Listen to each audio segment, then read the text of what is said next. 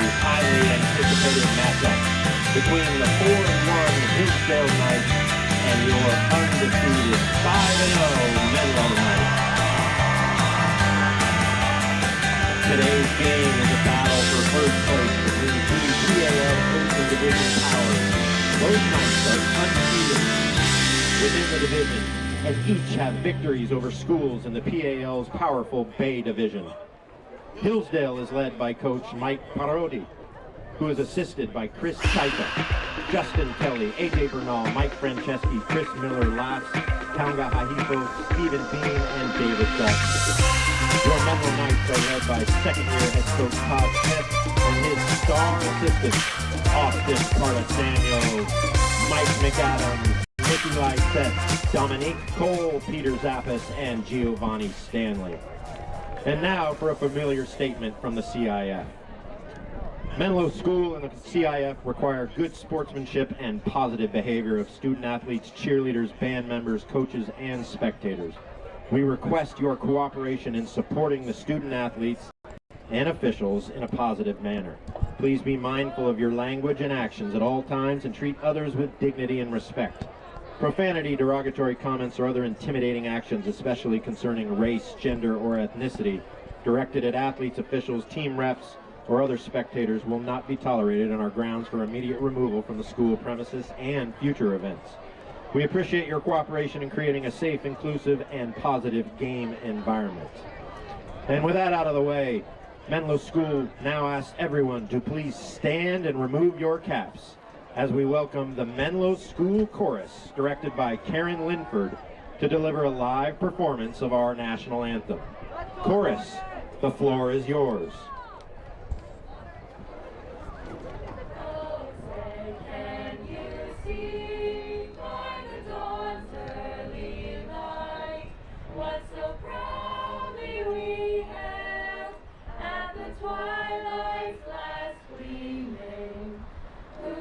Stripes and bright stars through the perilous fight.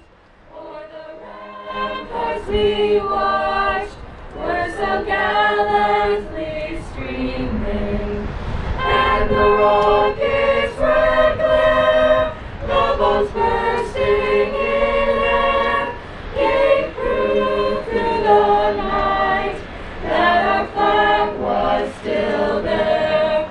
Oh, say does that star-spangled banner yet wave o'er the land of the free and the home of the brave?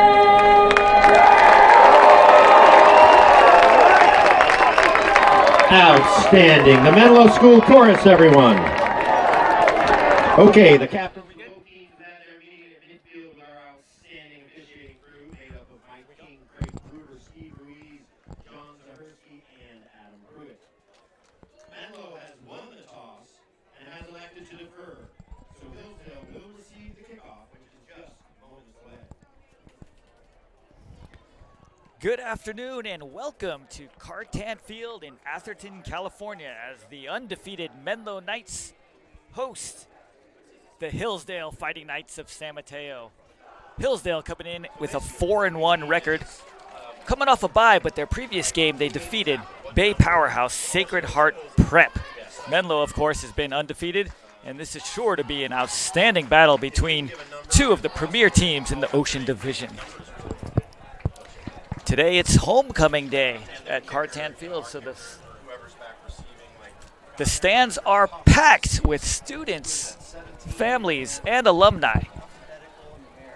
The Knights of Menlo won the opening toss, elected to defer, so Hillsdale will get the ball. Ross Muchnick, the junior kicker, lining up for Menlo. And today being homecoming day, throughout this broadcast we will be spotlighting some of the Menlo School seniors. And the Knights are lined up. Hillsdale. Ross Muchnick with the kick. Back deep to receive. Tyler Dunn. Muchnick has a kick, and that's towering deep, and into the end zone. And he does it again. Ross Muchnick's been doing this all season. Booming kickoffs, so the Hillsdale Knights will begin at the 20-yard line. And with Hillsdale, they're coming out with junior quarterback Liam Smith. Smith started last year as a sophomore and led that Hillsdale team to a 4-1 record, the lone loss coming against the Menlo Knights.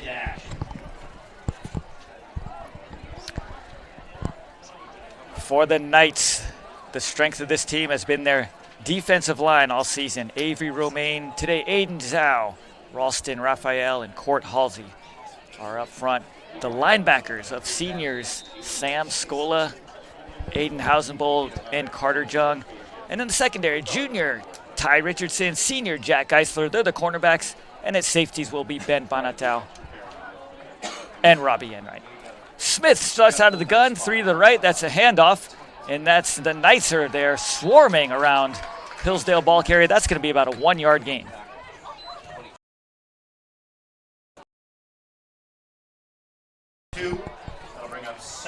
Hillsdale has had a lot of success this year, both on the ground and in the air. They're a well-balanced football team. But when you think of this Hillsdale Fighting Knights, it all begins up front. Both their offensive and defensive lines have been outstanding.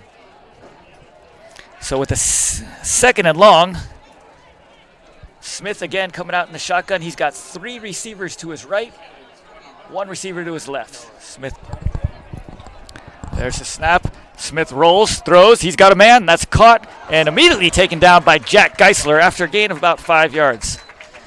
Jack Geisler, senior cornerback at Menlo. Watch how Geisler starts in press coverage, hangs on to his man, gets his head around, is able to stay on that out route and make the tackle. Geisler was one of the few Menlo Knights who played Pop Warner football. He came in as a freshman and made an immediate impact on the JV level. As a sophomore, he played varsity, started at corner, and here he is now, the 3rd year varsity starting cornerback, Jack Geisler, number 7. Hillsdale on a 3rd short, hand the ball off, and there goes a big run off the weak side by senior running back Joshua Violette. Violette up the middle for a big gain, brought down by number 59. And so Hillsdale moving the ball through the air and on the ground as they've done all year, and they will get a first down. The Menlo Knights have not seen a balanced offensive attack like what Hillsdale can bring. They are massive up front, extremely skilled, have a hard-nosed running back and a quarterback who's both elusive and accurate in passing. We got motion, snap. This is Violette again. He's going to cut back. He's got some room up the middle, and that's a gain of about 6-7 yards for the senior running back. So Hillsdale coming out, pounding the ball up the middle. Violette limping, but he's back and getting into the huddle and ready to carry on. Looks like a gain of 4, opening up 2nd and 4. So we're talking about Geisler, who's been an outstanding coverage corner for the last 3 years for this varsity squad. Also plays single back. And Geisler can play, he's a great baseball player. His spring sport is baseball. So the Knights, again, trips left. Their last 2 runs have been to the weak side, which is where the single receiver is. And here they are on 2nd and 4. Smith out of shotgun. Smith, 2-step drop, looking, pumps. There's some pressure. He's still looking, makes a man miss, and Smith's on the loose, and he makes 2 man miss and falls forward for a first down, Hillsdale. Out of the pocket, breaks free, brought down by number 5, Carter Jung. So Liam Smith showing what he's able to do. The elusive quarterback make 2 men miss. Was able to lunge forward for 6 yards, and Hillsdale's moving the ball. This drive started at the 20-yard line. They're now in Menlo territory. It'll be 1st and 10. Knights today, up till now, Knights have been doing a 3-4 defense, which means there's a nose, 2 ends, and 4 linebackers. Today they've been mixing up. We've seen 4 down linemen, sometimes 2 linebackers. So here we go. Knights 3 to the left. That's Violette up the middle, and there's nothing there. Court Halsey, the talented junior, the captain, making the stop.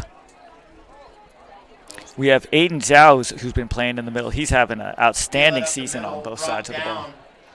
Right at the line of scrimmage by number 88. And we have a Hillsdale Knight down on the ground. So there'll be an injury timeout. The two teams are going to go to the numbers and take a knee. So we're talking about Jack Geisler earlier. And the guy, he's a 3-year varsity starter, senior, baseball player, excels at everything. You know, if you're going to run into Jack Geisler in mid-December, chances are he's going to have a funny haircut. And the reason being is he always loses his fantasy football league. The guy's been in last place for the last 4 years in a row. And it's unbelievable because he's a smart kid and he spends about 20 hours a week researching fantasy lineups, yet he still continues to come in last place every year. I think Jack Geisler has to find whoever he's taking advice from, he needs to find a different person because he's too smart and too talented to keep coming up with these last place fantasy football finishes. Every December, towards the holidays, I see him. He's got a crazy haircut. I said, what are you doing, Geisler? He said, Coach, I lost my fantasy league again. And so the Knights are coming back off onto the football field, and Hillsdale is faced with a 2nd and 10. It's been a balanced first drive. And so Hillsdale, where both Hillsdale and Menlo are traditionally in something called 10 personnel, which means they'll have 1 running back, 3 and 4 receivers. Very rarely do either of these teams use a tight end. Oh, and then on the hard count, looks like the Knights jumped.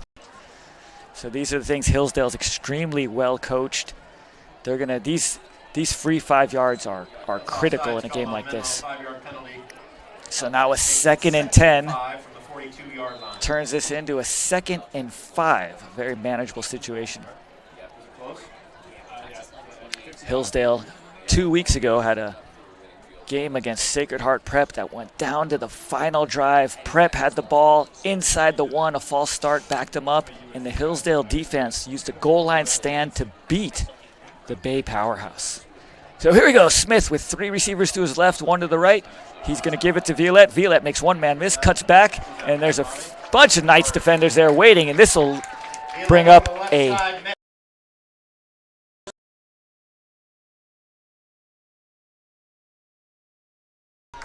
So Hillsdale likely in 4-down territory here. We'll see how they choose to attack this third and 3 play.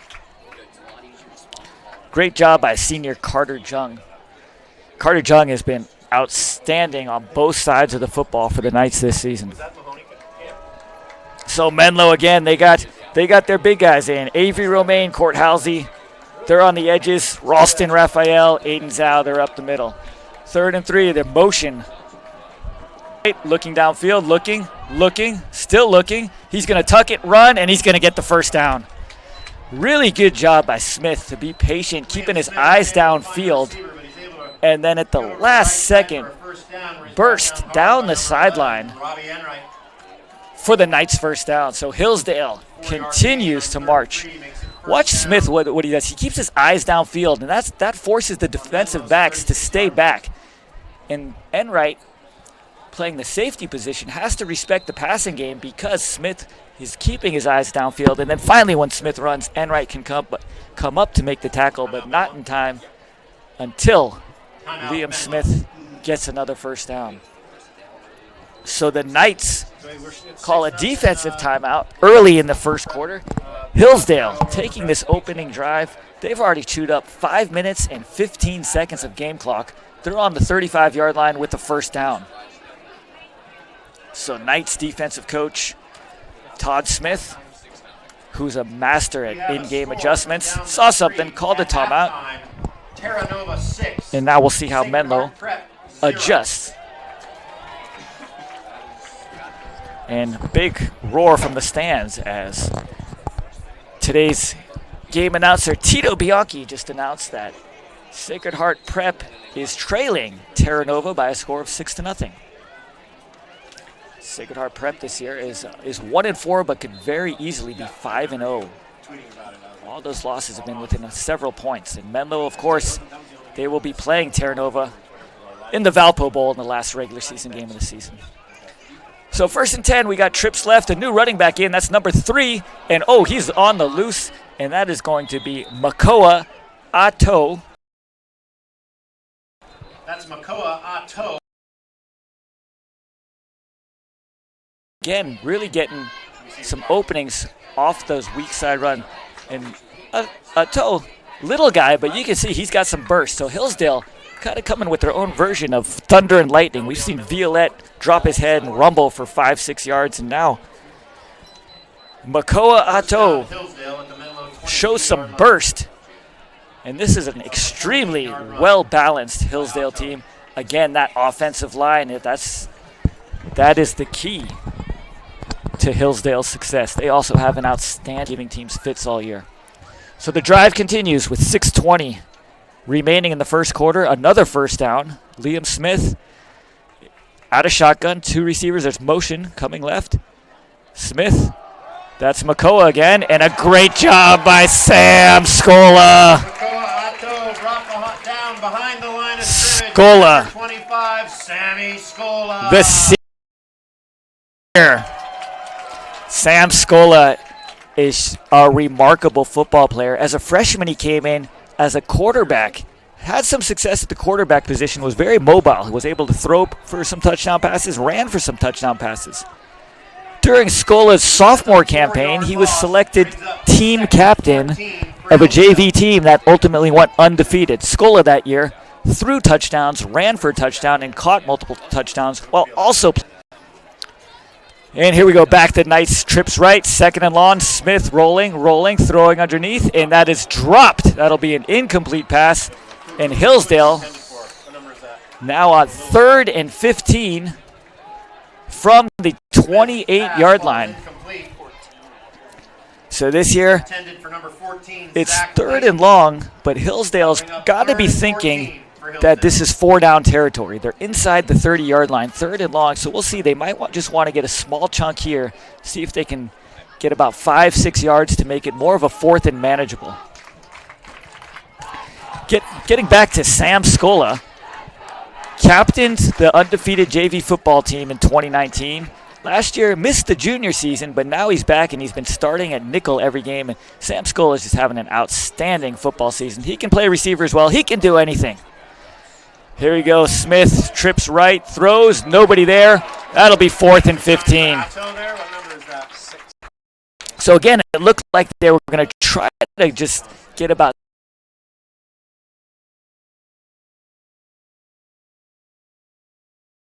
Fastball's incomplete for Hillsdale, brings up 4th down and 14. Now you think a punt isn't going to do much for them, so that's why we see the offense staying out there.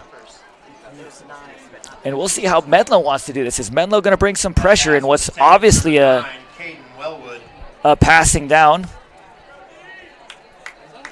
And so the Knights, they've made a few adjustments on defense now. We'll see that they have 3 down up to the line. And now the Knights are showing blitz, now backing off. Smith rolling right, looking, still looking, a lot of pressure, and he's got nowhere to go. He's just got to tuck the ball and go. Flag on the play, usually in the area of holding. If that's a hold, we'll assume that Menlo is going to decline the penalty, and we'll see Menlo's offense. So a 6-minute, 49-second opening drive by Hillsdale ends in a turnover on downs. And now here come the Menlo Knights in their fast-paced offense, led by Sergio Beltran. Talking to the Hillsdale coaching staff prior to today's football game. And they've been having nightmares about Sergio Beltran, and understandably so. Sergio has been disseminating opponents, both with his legs and with his arms. Yes, I said arms. He can throw with both hands. And the direct snap to Sergio Beltran. Here he goes with his legs, and he is fighting, and that's 11 yards for Sergio Beltran. Beltran over the left side on a keeper, gain of 11. That's a 1st That's what makes him so dangerous. It looks like they have him bottled up, and the next thing you know, you look up and Sergio Beltran's just ripped off a 12-yard. Second and 1. And so Beltran, short of the first down, it'll be 2nd and 9. Knights start with 2 in the backfield, and a couple shifts got Hillsdale to jump off sides. That will result in a first down for Menlo. Penalty on the play, offsides against Hillsdale. 5-yard penalty. So that time, Court Halsey, who plays the Y position, occasionally in the tight end, he started in the backfield. They shifted him out to their traditional 3-receiver set, 3 receivers to the right, 1 to the left. On the shift, Hillsdale jumped 5 yards for Menlo, and just like that, Menlo has a 1st and 10 at their own 42-yard line. And now we have pre-snap penalties. Those are usually procedures against the offense. Let's see what's happening. The Knights are clapping. Could be, again, something with Hillsdale. That'll be another offsides on Hillsdale. And that is Hillsdale. So the Hillsdale Knights have given the Menlo Knights 10 yards in penalties in back-to-back plays. First and 5. So Menlo now with a 1st and 5. And again, both these teams are too good where disciplined football is ultimately going to decide who's the winner. Beltran rolling. He's got Carter Jung. Jung's behind everyone. That is a touchdown, Menlo Knights. And just like that, Menlo strikes. We've seen Beltran and Jung all season. They do it again. Look at that great job by Jack Geisler, number 7, sealing the edge. You see the undersized single back roll out, make sure that nobody gets outsides, which allows Beltran to find Jung, who gets behind the defense, and he hits him in stride for a 54-yard touchdown. Looks like the flag on the play was picked up.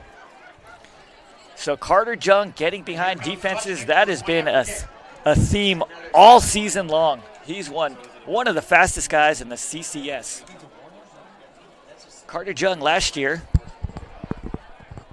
ran track in the spring the first time. He was one of those guys, he would just show up on meet day and he'd still be able to, let's look at this. Knights have a pitch in the backfield, and that is going for nothing. So the Knights try to steal a point, but fail on the 2-point conversion. So it'll be 6-0 Menlo with 4 minutes, 25 seconds left to go. So we're talking about Carter Jung and his speed. Last year during the spring, he would show up to track meets and he ran low 1100s without any training. This summer, he started doing the camp circuit in the East Coast and ran a 4.40. Not sure who was clocking him, but he is fast. And we've seen him get behind the defense all season long. He does it again. He's an electric player. And when you got a guy like Sergio Beltran who can move and extend plays, and then you have that speed that can really stretch a defense, that's why this Menlo offense has been so devastating. Touchdown. There was a 5-yard penalty called on the Menlo sideline. We spoke earlier about Sam Scola being the captain 2 years ago of that undefeated JV team. The other captains, 2 of those captains were Sergio Beltran and Carter Jung, who just hooked up on that long touchdown run. Excuse me, they hooked up on a long touchdown pass. So now Ross Muchnick, he hit it about 5 yards deep in the end zone. Because of a penalty on the Menlo sideline, he'll be kicking off from the 35. We'll see if he can get it into the end zone. Muchnick, one of the best in his business at the kicking position. He's a junior, and he launches that. Look at that, 3 yards into the end zone from the 35-yard line. 5 extra yards is no problem for Muchnick as he boots it into the end zone. The result is an automatic touchback for Hillsdale. I think some colleges are going to get themselves an outstanding, a game-changing kicker, someone who can put it deep into the end zone on all kickoffs. So Hillsdale, for their second possession, the opening possession, they won about 60 yards, about 70 yards, and chewed up 6.5 minutes of clock. However, on a 4th and long, they were unable to convert and turn the ball over on downs. So Hillsdale, again, behind an outstanding offensive line. The Knights today 4 down linemen. Last week we saw the Knights, they did an odd front. Odd means 3 down linemen. There's that screen pass that Hillsdale runs so well to Violette. He had blockers out front, and Knights do a great job of swarming that. Aiden Hausenbold, the senior, in on that play. Watch this, how Hillsdale, they get, this is just great defense. Hillsdale gets 4 linemen to release second level. The Knights have 2 guys there, Skola and Hausenbold. Skola is able to slip in between the linemen and stop that for minimal gain, whereas if they get by, there are 4 linemen running down and not too many Menlo defenders. That could have been a big play, but an outstanding job by the 2 Menlo linebackers to keep that to a short gain. Hillsdale, the bread and butter is that screen game. They run it well, and they have the linemen to do it. Second along, Liam Smith out of the shotgun. He's going to hand it off. And there's a great job by Carter Jung filling through the gap. That's Makoa out 2. He's met hard in the middle by number 5, Carter Jung. Let's watch this replay. Watch Court Halsey here on the edge. Court Halsey drives his guy, forces Atou to come back into the middle, and that's where the fill help defense is. That play was all Court Halsey. Yes, Carter Jung gets the tackle, but the way he maintains outside leverage and forces the runner to go back inside where all the help defense is, that's outstanding execution by the Menlo Knights defense. So here we go, another big play here. 3rd and 7. Hillsdale converted on a couple third downs last possession. Smith dropping back, rushing. Here comes some Knight pressure. There comes Smith running. Still keeps his balance, throws, incomplete pass. And Menlo behind pressure from Carter Jung as well as Avery Romaine. Forces Smith to throw across his body a difficult ball. And now the Knights are going to have to punt. Zach Layton comes in to punt for Hillsdale. Really good job by the Menlo defense, making some outstanding adjustments, forcing a 3 and out. And so Hillsdale coming in to punt. Menlo back deep to receive senior Ben Banatau and junior Robbie Enright. These 2 guys both with game-breaking speed. There's a good snap. That's a short kick. That is a really short kick. Takes a Hillsdale bounce, but Menlo is going to start with field position at the Hillsdale 43-yard line. Kick is down by number 23, Ethan Wheeler. The Menlo Knights take over. So here comes Menlo after a 43-yard line. Touchdown drive, followed by a 3 and out, and here they are with a 6-0 lead and the ball in perfect field position for this second drive. So the Knights coming out of the huddle. Today we have number 51, Max Kinder, Ralston Raphael. They're the tackles. Aiden Zhao at center. Ari Crane and Aiden Hausenbold. There goes Sergio Beltran. Throws one man off of him and then falls forward for about 3 yards. People underestimate. Certainly he's not the biggest guy, but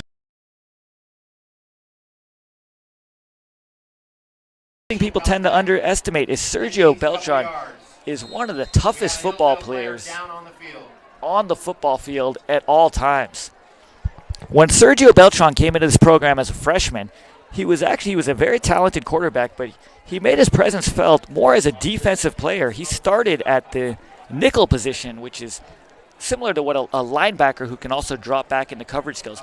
He may have been the best tackler on that team. That's how tough he was. And then as a sophomore, of course, Beltran defense, because he was the starting quarterback and was orchestrating the Menlo offense to perfection, leading that team to an undefeated season. One of the more difficult opponents 2 years ago for that team was the Hillsdale Knights. They had talent, they had depth, and now we're seeing these guys 2 years later, seniors, and both of them have done an outstanding job of developing their football skills and putting themselves into positions of being top football powers. So here we go, Beltran to Jung, and that's a pitch back to Jack Geisler. And Hillsdale sniffs that out. So a little razzle-dazzle there. Great job by Hillsdale's outside linebacker. Watch this play. It's a quick stab to Jung. Halsey downfield blocking, but the safety comes downhill and makes a tackle. Well defended by Hillsdale. So Menlo, that offense, you never know what's going to come at you. The early hook and ladder on a 2nd and long. So here they go, 3rd and long. This is definitely 4-down territory for the Knights. Menlo coming out of the huddle this time. We've seen them usually be on the ball. This time they're huddling up. Beltran out of shotgun. We got a tight end left, 3 receivers to the right. That's a quick ball high. Oh, and that ball was high, intended for Ben Bonatow. That's one Sergio Beltran will want back. So watch Hillsdale. If they do their homework, and you can see that the one route they don't want to give up is that smoke route, those quick passes to the wideout, and you'll see both the corner and there's a safety rolled over who on that snap is immediately coming down. Basically, Hillsdale's got 3 defenders to cover two receivers over there, so they have the numbers on that. Well, it's 4th and 7 at the 40-yard line, and I don't believe what I'm seeing. Punt the football. Ross Muchnick coming onto the field. Well, Menlo's defense has been playing absolutely outstanding football. So Menlo's gonna try to pin Hillsdale back, but we never know what's gonna happen with the Knights. There's the snap. Muchnick takes his time, gets a booming high deep spiral. Caught and downed inside the 5-yard line by Ty Richardson. Caught by number 3, junior Ty.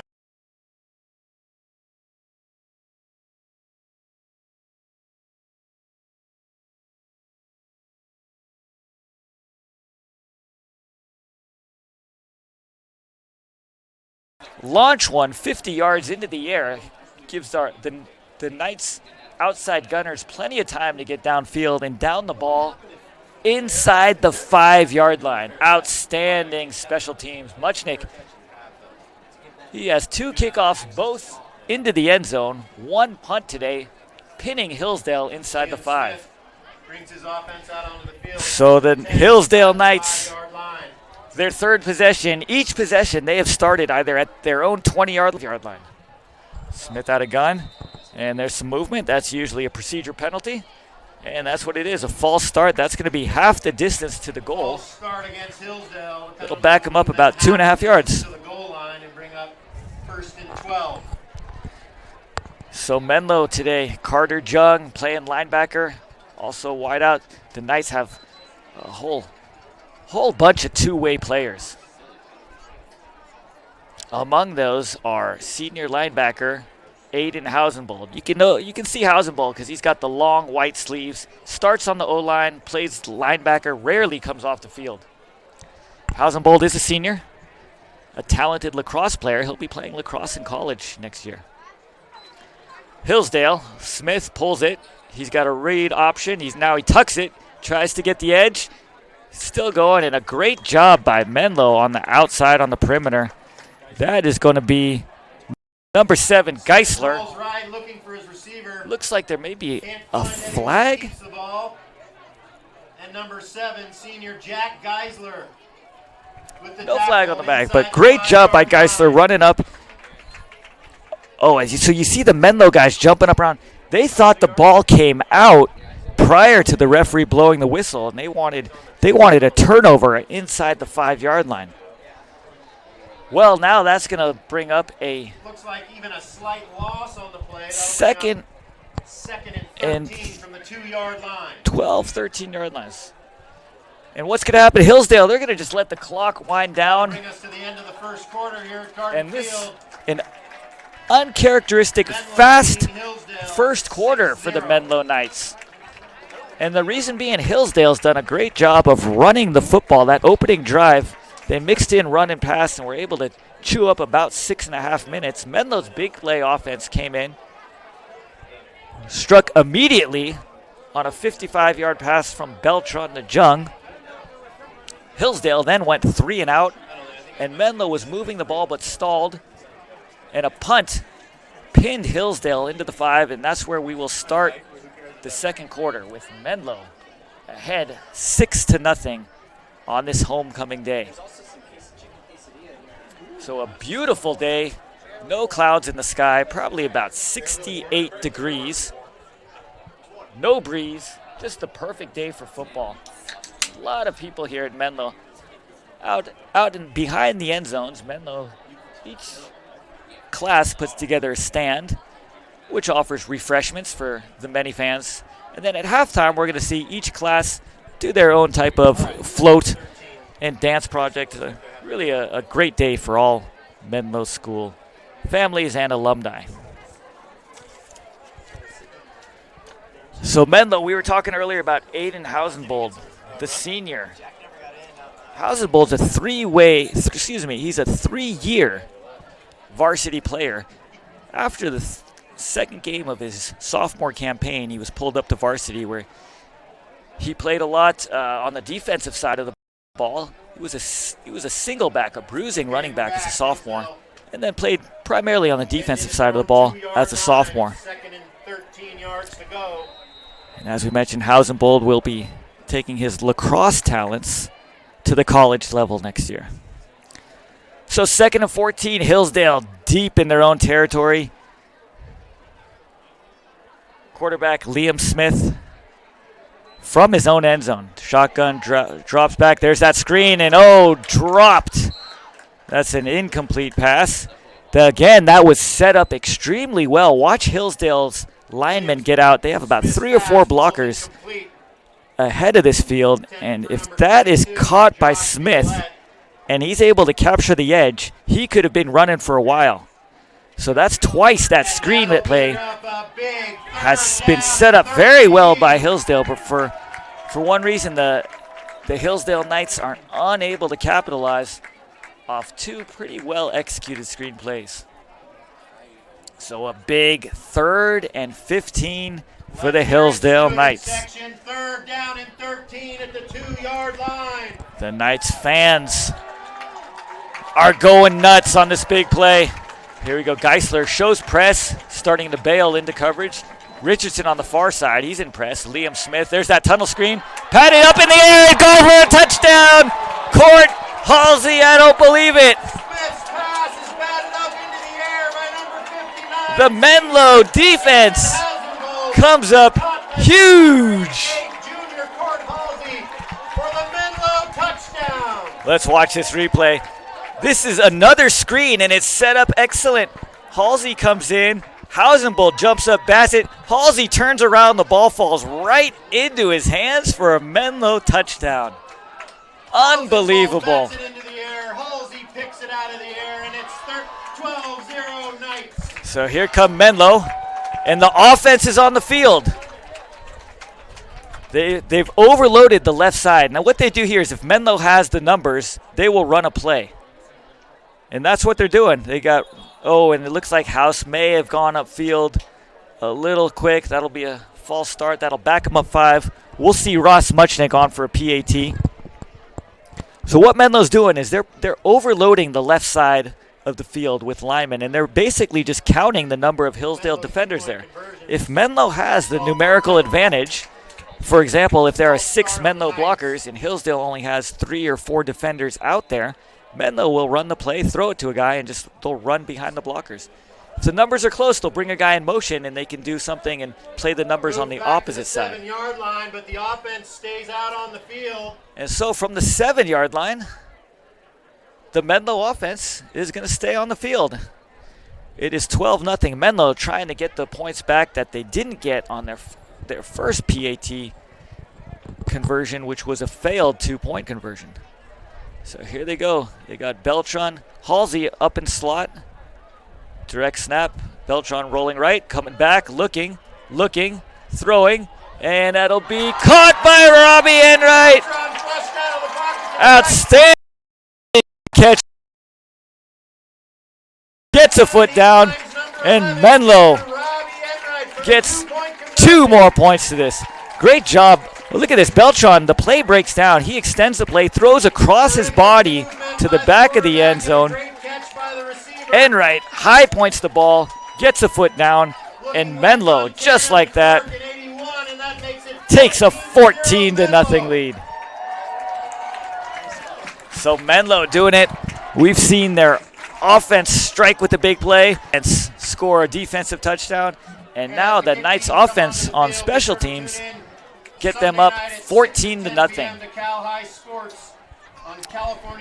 Back to that touchdown by the Knights defense where Hausenbold comes off the edge, knocks the ball down right into Halsey's hands. That was actually another screen. That's a tunnel screen set up by Hillsdale, and that was also set up there. So Hillsdale 3 times have set up the screen. Every time it's been there, but for one reason or another, mostly due to the Knights' outstanding defense, they've been able to stuff Hillsdale for little yardage or an interception touchdown. There's Muchnick's kick. Hillsdale, for their first chance of the day, will get to run one back. Knights with good coverage, but the Hillsdale returner is still on his feet, still going, and that's Sam Scola continuing to chase. That's Zach Layton returning the kick from the Zach 5-yard line, Layton, shedding number tackles. 14, the senior from Hillsdale. Finally forced out of bounds.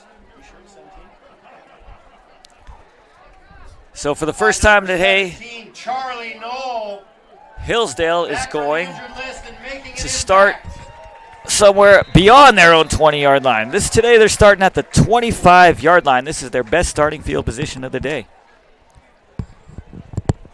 So great job on the special teams by Menlo. Outstanding kick coverage. Hillsdale takes over 1st and 10 at their own 25-yard So line. here come the Knights. They're coming out. They got 2 receivers to the right, 2 to the left. Liam Smith out of shotgun. That's a handoff, and they're going to run the ball. There goes Violette, and that's a big gain. He rumbles for about 8 yards. So the Knights and Violette have had some success on the ground, especially Violette up the middle. all 3 of those big runs are usually Ty Richardson. running to the short side of the field or to the weak side. The weak side meaning where there's either less field or less number of people. So sometimes Hillsdale's bringing 3 receivers to one side, which forces Menlo to either drop someone down to cover that 3rd receiver. And Hillsdale then, because Menlo's shifting guys over, ends up running up that weak side B gap for a big gain. This will be 2nd and about 3. Smith under center. There it is. Again, the weak run, but this time Menlo stuffed right there, and that's going to put Hillsdale into a 3rd and about 2-3 yard situation.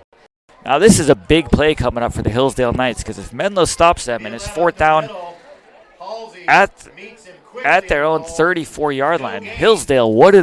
Do they want to give the ball back to Menlo's explosive offense?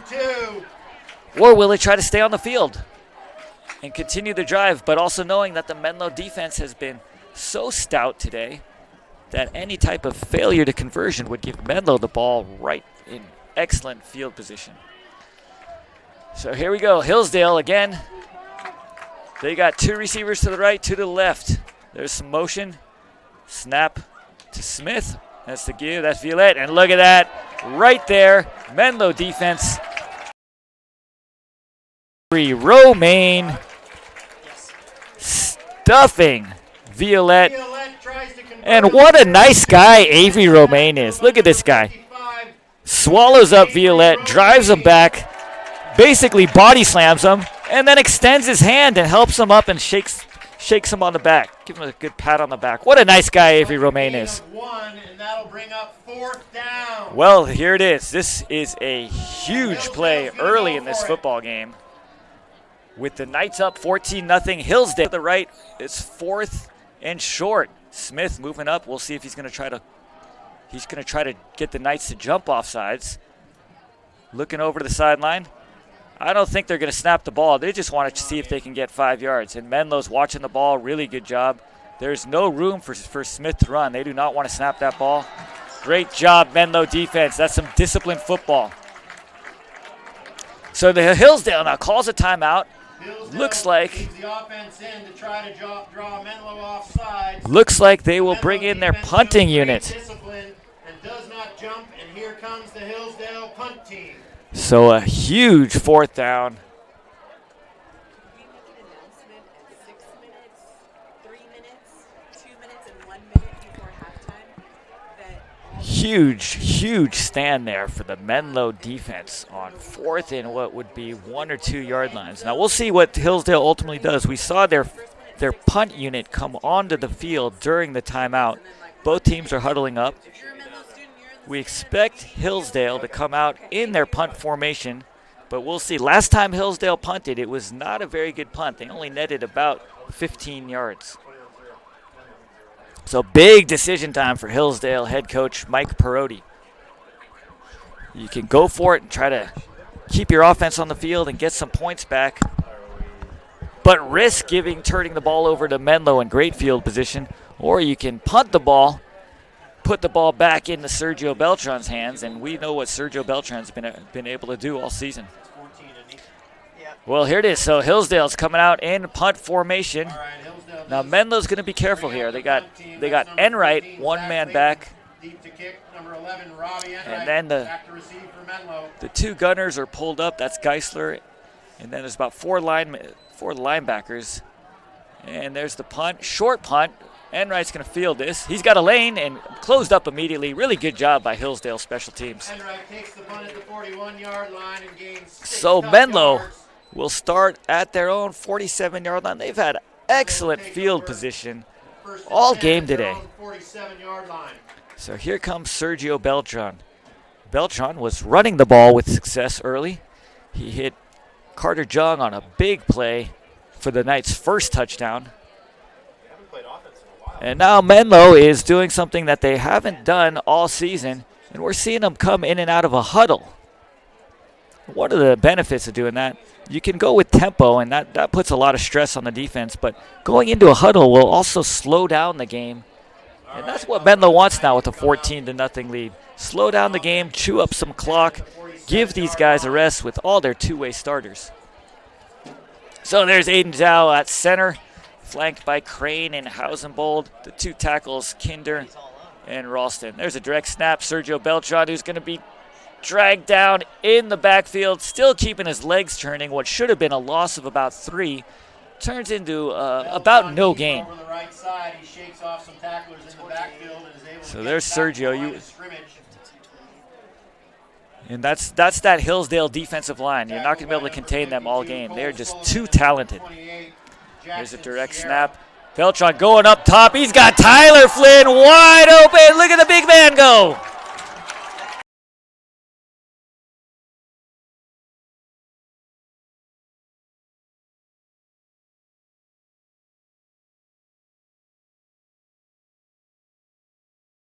Just they do. Flynn fakes like he's going to block. The cornerback rolls up. They want to take away that smoke route. And Flynn goes. Speaking of smoke routes, there's a quick one to Ben Bonatow. He's in for the end zone. 20-0 Menlo.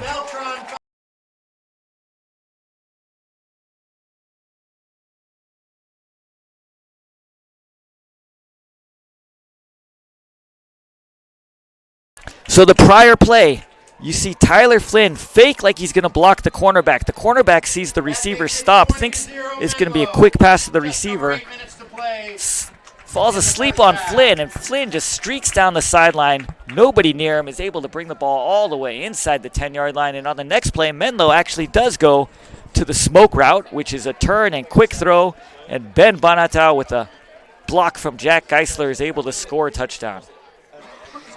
And here we go. Specialty, Beltran out. He's got 3 linemen. It's a direct snap. They're going to throw it to Hausenbold. He's got numbers, and he's going to rumble in. There's the 2-point conversion. So we talked about that. That's just a simple numbers game. Hillsdale does not have enough people. They have 1, 2, 3, 4 defenders. Menlo has 1, 2, 3, 4, 5 blockers. That's 5 against 4 to block, and then a big guy like Hausenbold with the extra blocker, he's going to rumble for 2 yards and a score every single time. 22-0 Menlo over Hillsdale. Now this is a critical point in the game for the Hillsdale Knights, because you can really, this is where they can get dejected and the wheels can come off. We've seen Hillsdale, they are an explosive offense that can put points up on the board quick. And they don't want this to spiral out of control. Hillsdale's going to want to put together a drive and see if they can get some points on the board. Brings his kick team onto the field. We'd like to remind you that the Menlo Campus So that score has all was sorts of Beltran's swag available for you to second touchdown pass of the game. Earlier he threw to senior Carter Jung. This time he goes to senior Ben Bonatow. Bonatow was a guy, when he came as a freshman, he had never played football before. He was actually primarily a soccer player, but showed amazing talent on the football field. Towards the end of his freshman year, really established himself as one of the top receivers, scored a touchdown on a deep. Oh, and here we go. Muchnick's kick goes in the end zone. What else is new? Muchnick booms it into the end zone. What a weapon. And so back to Ben Bonatow, scored the touchdown. Hillsdale Towards the end of his freshman year, he started establishing himself as one of the top receivers as a freshman. Scored a big touchdown in the Valpo Bowl. And then as a sophomore, he was one of scoring update. Sergio Beltran's favorite targets. Terra Nova with a block punt for a touchdown. They now lead Sacred Heart Prep 13 Oh, to excuse 7. me for a second. Update. Terra Nova 13, Sacred Heart Prep 7. So back to Ben Bonatow. His sophomore year, he was a two-way starter at cornerback and receiver. Was probably may have been the leading receiver of that team, but just a very talented player. Had a great junior year, and now we see what he's doing at senior year. Two-way starter again here, playing the safety position as well as the wideout. Hillsdale offense back, and that's Liam Smith going over the middle. He's got a man, and there goes number 14. He may go. Bonatow, who dives and stops him inside the 5-yard line. What an outstanding effort by Ben Bonatow. Pass over the middle to number 14. That was Zach Layton, who split the two safeties. Caught a great ball by Liam Smith. Layton was able to gain down to the Menlo do the rest 5-yard line. himself. But watch this play. We don't know how this drive is going to end, but we do know this, that Hillsdale has not yet scored, and that's because Ben Bonatow did not give up on that play.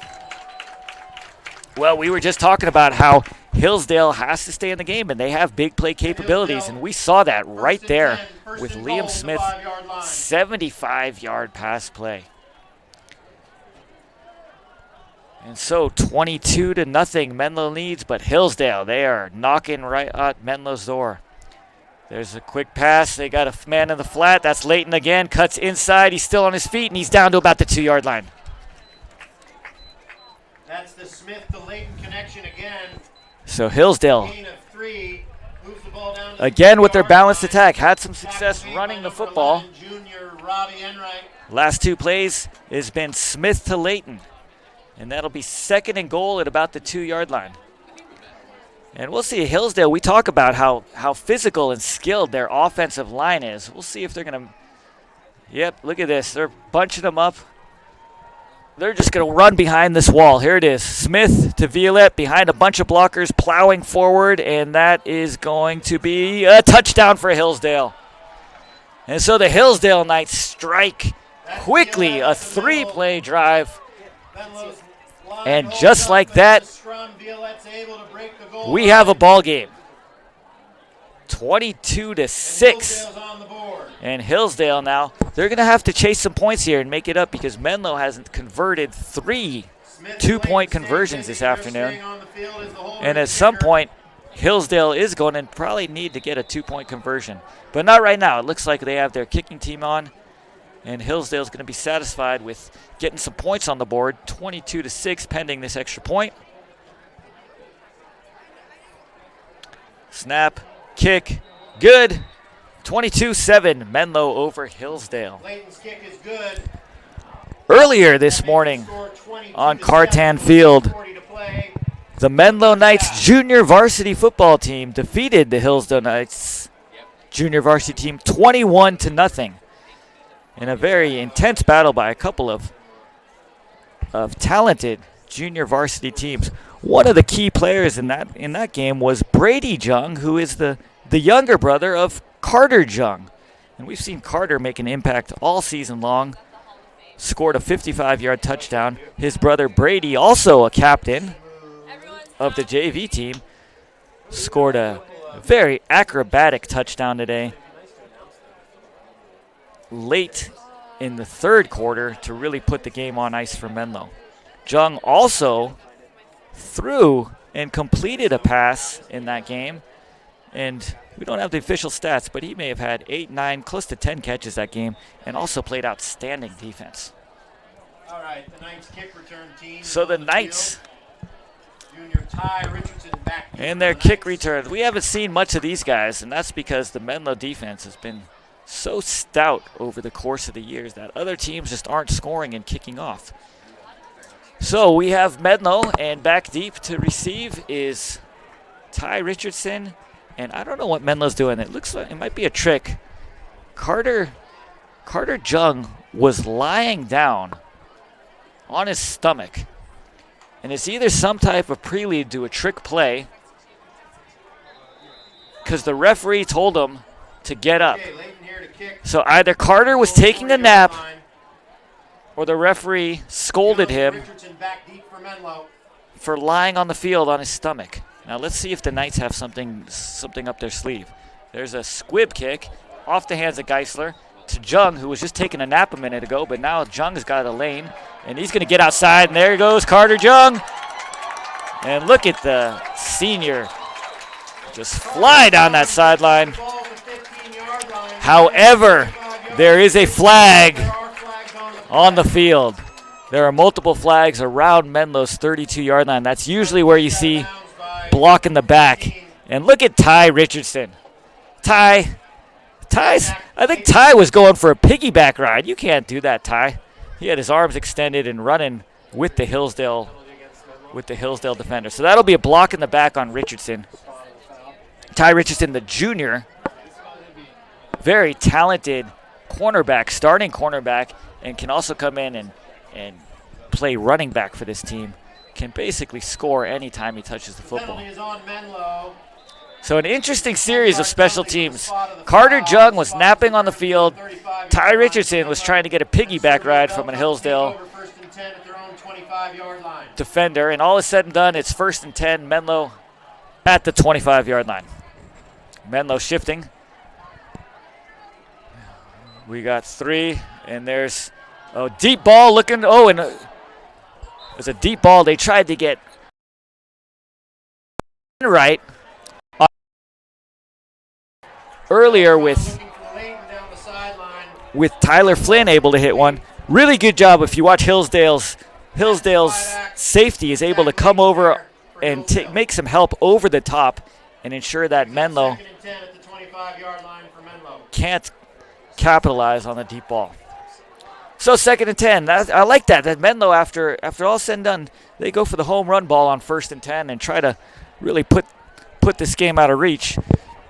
But now we got 2nd and 10. Menlo coming out of the huddle. They haven't been doing that much this season. And here we go. They're going to be in a balanced set. 2 receivers to the right, 2 to the left. That's Jung in motion. And there's Beltran looking. He's got Gase over the middle. So they set up a nice middle screen that was really well set up, but a great job by Hillsdale. If you watch their defensive line, they sniff this out. And as they see guys turn, the D-line turns around and runs, and a really good job by those 2 defensive linemen to keep their feet going, sniff out the screen, and turn around and run down Geisler. I tell you, if Hillsdale's defensive line continues to rush, Geisler's got blockers, and he could go for a while. So a huge play here, 3rd and 6 for Menlo. Last time the Knights were 3rd and 6, they did not convert and were forced to punt. We'll see what happens here. Looks like Hillsdale maybe in a man defense. Beltran looking, throws off the hands of Ty Richardson and falls incomplete. Pass over the middle of number 3, Ty Richardson falls incomplete.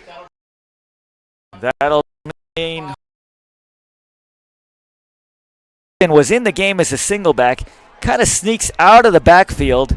They have a man-on-man. It's a good call, and it just a little behind him, and Richardson can't hold on to it.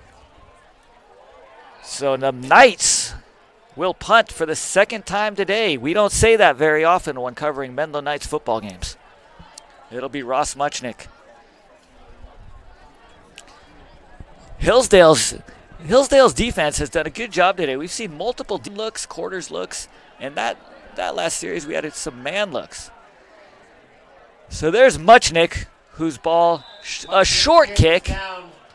That's going to net the Knights about 25 yards, but Hillsdale's going to have their best starting field position of the afternoon, starting at their own 45.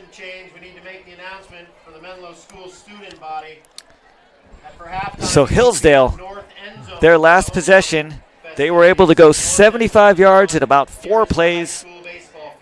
Excuse me, they won about 80 yards in 4 plays. 75 of those yards came on a Smith to Zach Layton 75-yard gain.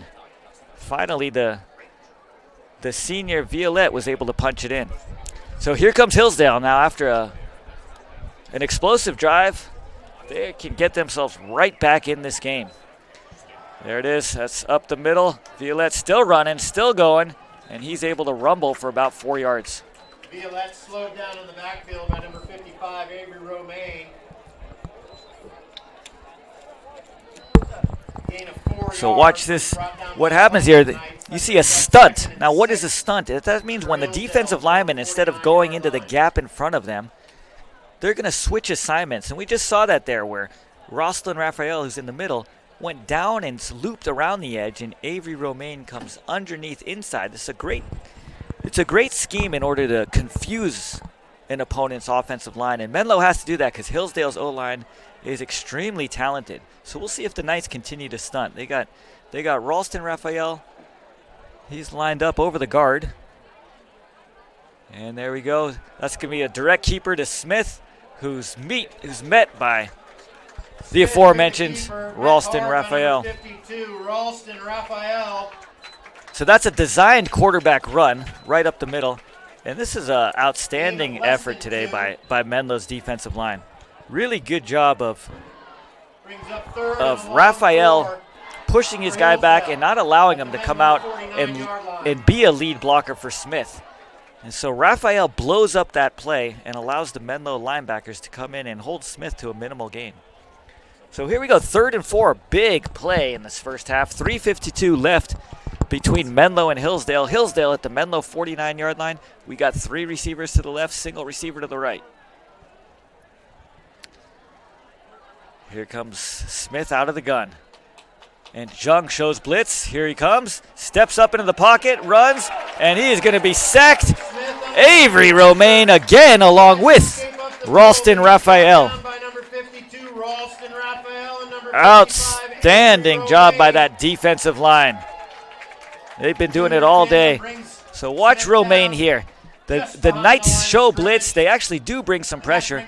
Romaine takes an outside rush and then goes underneath the tackle and is able to make a huge stop. I tell you, if Avery Romaine doesn't make that tackle, Liam Smith keeps going in his first down, and this drive is still going. Well, this drive might still be going as Hillsdale is going to go for it on 4th down. The last time we saw a 4th and short, Hillsdale tried to get the Menlo Knights to jump off sides. Menlo did not jump. And as time kind of runs down, then Hillsdale's going to take a timeout and think this over. So big decision for Hillsdale coach Mike Perotti. Does he want to punt the ball and give the Knights with 2 minutes and 41 seconds left? Or is he going to try to keep this drive going and get some more points on the board? Right after this play because we need the noise on 4th and 4. So Menlo today, outstanding effort again by the defensive line. We're seeing Aiden Zhao, number 56. He's a junior, and he's played every snap at center. And so he's been an outstanding contributor. He hasn't played much defense the last couple weeks, but the Knights this week have put an extra defensive lineman down in that front to try to disrupt Hillsdale's offensive line, and they're doing a great job of that. So Aiden Zhao playing both sides of the ball, as is Ralston Raphael playing the left tackle position in offense in a defensive tackle position on defense. And Avery Romaine, we've been saying his name a lot these last few weeks. He's been nothing short of outstanding. I was talking to Avery Romaine earlier. This is a special game for him because he has a lot of friends at the Hillsdale High team, and he knows some of these guys, and I know their competitive spirits are going, and he wants to beat his friends. Well, here we go. The fans are going wild. It is going to be Smith in an empty backfield. 4 receivers to the left. Rolling, throwing, caught by Layton, and that's going to be enough for a first down. So that was Hillsdale empties out the backfield, puts 4 receivers to one side of the field with a single receiver onto the right side. They roll Smith, and look at that. The Knights just have 3 guys to cover 4. And you see the 2 receivers, they're running clear-out routes. They're basically running downfield, pulling the corners with them. And what that does is it opens up the flat area for Smith to hit Layton. Outstanding job by Rob Enright. Watch his closing speed on this play. Able to make a tackle just at the first down marker, but Zach Layton, who has been, he's having an outstanding first half, is able to get the first down, keep his legs churning, and fall forward for some more yards. Here we go, one more time. You see Scola turn and run.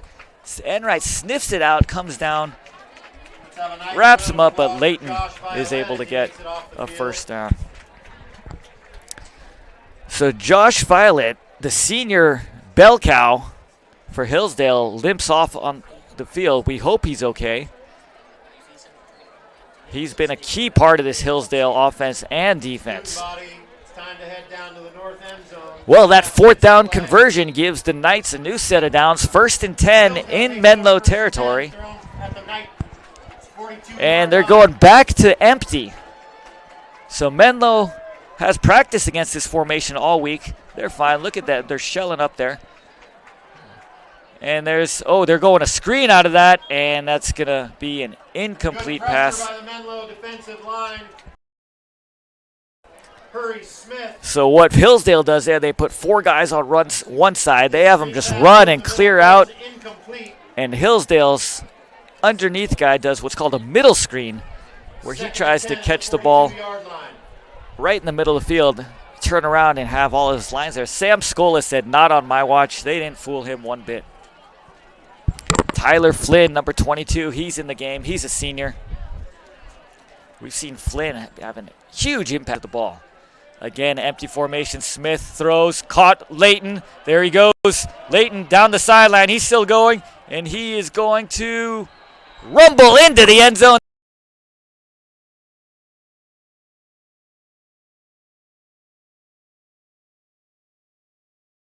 He stood up at the goal line, but he 47 yards. Hillsdale touchdown. Really good job by Smith. Steps up in the pocket. It's a great route by Layton. He gets behind the depth of the linebackers, but he stays in front of the safety, settles into that soft area. Smith hits him in stride. Layton does the rest. And now Hillsdale is trying to make this a 1-possession ball game, pending this extra point.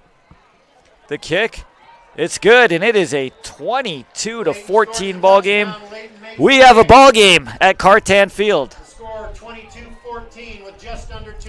So those Menlo, 3 times today, was able to convert on 2-point conversions, and those 2-point conversions could end up being the difference between this game. Now Hillsdale needs a touchdown, and in order to tie, they're going to have to convert on a 2-point conversion. Down 8 points. So with Menlo, they'll have 1:59 left. In this offense, we've seen it all season long. They are able to march down that field. 2 minutes is plenty of time for Sergio Beltran and this Menlo offense. Well, we knew this was going to be a competitive football game, and it's living up to the hype. Menlo jumped out to a 22-0 lead, and Hillsdale with 14 unanswered points. They're doing it behind, basically, it's that offensive line and Liam Smith and number 14, Zach Layton. Got Richardson and Jung back deep So for Zach Menlo. Layton, not only does he rip off big plays and scores touchdowns, he kicks the ball. And there he is kicking it off, and that ball is going to go out of bounds, which will allow the Menlo offense to take over at the 35-yard line. So the Knights and their offense are coming back out. We've seen Menlo punt twice today. I don't know if they've punted twice all Penalty season, will put the ball at the 35-yard line for Menlo. but 2 times they've been held to a 4th down and punted. Sergio Beltran will lead his team onto the field with just under 2 minutes So you remember, to play. one of those punts resulted in Menlo downing the ball inside the 5-yard line, and what happened a few plays later was the Menlo defense had an interception touchdown in their end zone. That was after Ross Muchnick's outstanding punt. So special teams is really playing a critical factor in this game, as we've seen it with 2-point conversions and Muchnick's punts. So here comes Menlo, 1st and 10 at the 35-yard line. Beltran, he's got 3 receivers to his right. Hillsdale now, they're in quarters coverage, which means, oh, there goes Beltran, running, and that's 10 yards for Sergio Beltran. Beltran, the keeper. So when we say Hillsdale's defense, they're in quarters coverage, what that means is they have their 2 cornerbacks who are each responsible for a quarter of the field, and then they have 2 high safeties who are also responsible for a quarter of the field. And basically their main job is to not let anyone get behind them. And what happens is when you have a quarters coverage, there's 4 guys deep. That opens up the run, and we saw Beltran run for 10. So now Hillsdale switched it up. Now they're into a single high safety. Throw to Halsey, and he can't haul that in. Beltran's pass. So Hillsdale giving many different looks on the defensive side of the ball. This time, That'll stop the clock. the Knights in 47 to play. trips formation have 2nd and 10. Hillsdale Menlo go down into a the cover 39-yard 3. So line. cover 3 means there's 2 cornerbacks who are covering the deep third, and 1 safety in the middle of the field covering deep third. What that does, that allows an extra tackler to get inside the box and stop the run, but it also makes your defense susceptible to big plays. And when you have big play receivers like the Knights, you got to be careful with only using 1 high safety. Here comes Beltran. He's rolling, chase. He's throwing on the run. He's got Banatao, and Banatao's tripped up Beltran completes inside the knockout. 30-yard line. 21-yard gain down to the Hillsdale 30-yard Ben line. Banatao was inches away from breaking that and scoring a touchdown, but great job by Sergio Beltran. Rolls right, throws to a wide open Ben Banatao. So here we go. Knights, 3 receivers to the left. Now here comes Hillsdale again into their quarters coverage. We see a couple guys coming off the edge, which means the middle of the field might be open. Let's see if Beltran just keeps this. Direct snap. Yep, there's the run. Pitch to Geisler. And Geisler rumbles for 10-yard line. Pitches to Geisler on the option. It looks like he's close to a first down. Gain So it's of really 10 it's yards. pick your poison if you're the Hillsdale defensive coordinator. You drop 4 guys back because you don't want to get beat deep by the deep ball, and then Menlo will run the ball for 10 yards. Brings up 2nd and You 1. bring a guy down to stop the run, and then Menlo throws it over the top for a big play. Here we go, back to action. Beltran throwing. He's got Banatao across the middle. Can't hold on.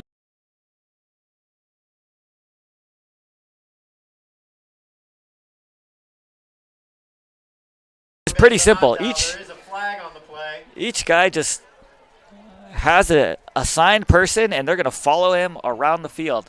Now, when you're a Menlo team and you have outstanding speed and talent on the outside positions, it's holding very, against Menlo. very risky to play man defense. Why is that? Because it's hard to cover these speedy receivers, and there's a lot of them for a long time. And you have a quarterback such as Beltran who can extend the play, makes it even harder for someone to keep up with the speedy Menlo receivers and running backs. Menlo at all times has 5 skilled players who can pretty much score from anywhere on the field. Check that. They have 6 skilled players because Beltran can score from anywhere on the field. So very, very talented offense.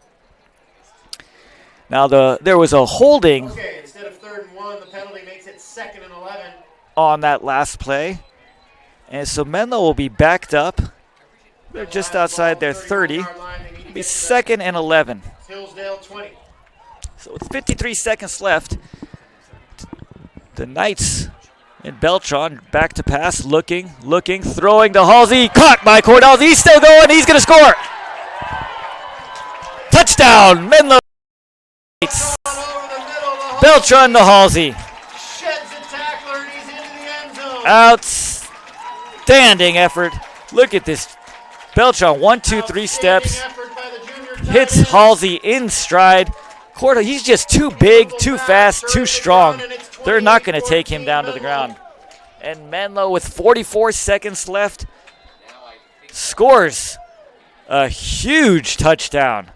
44 seconds to play here in the first half.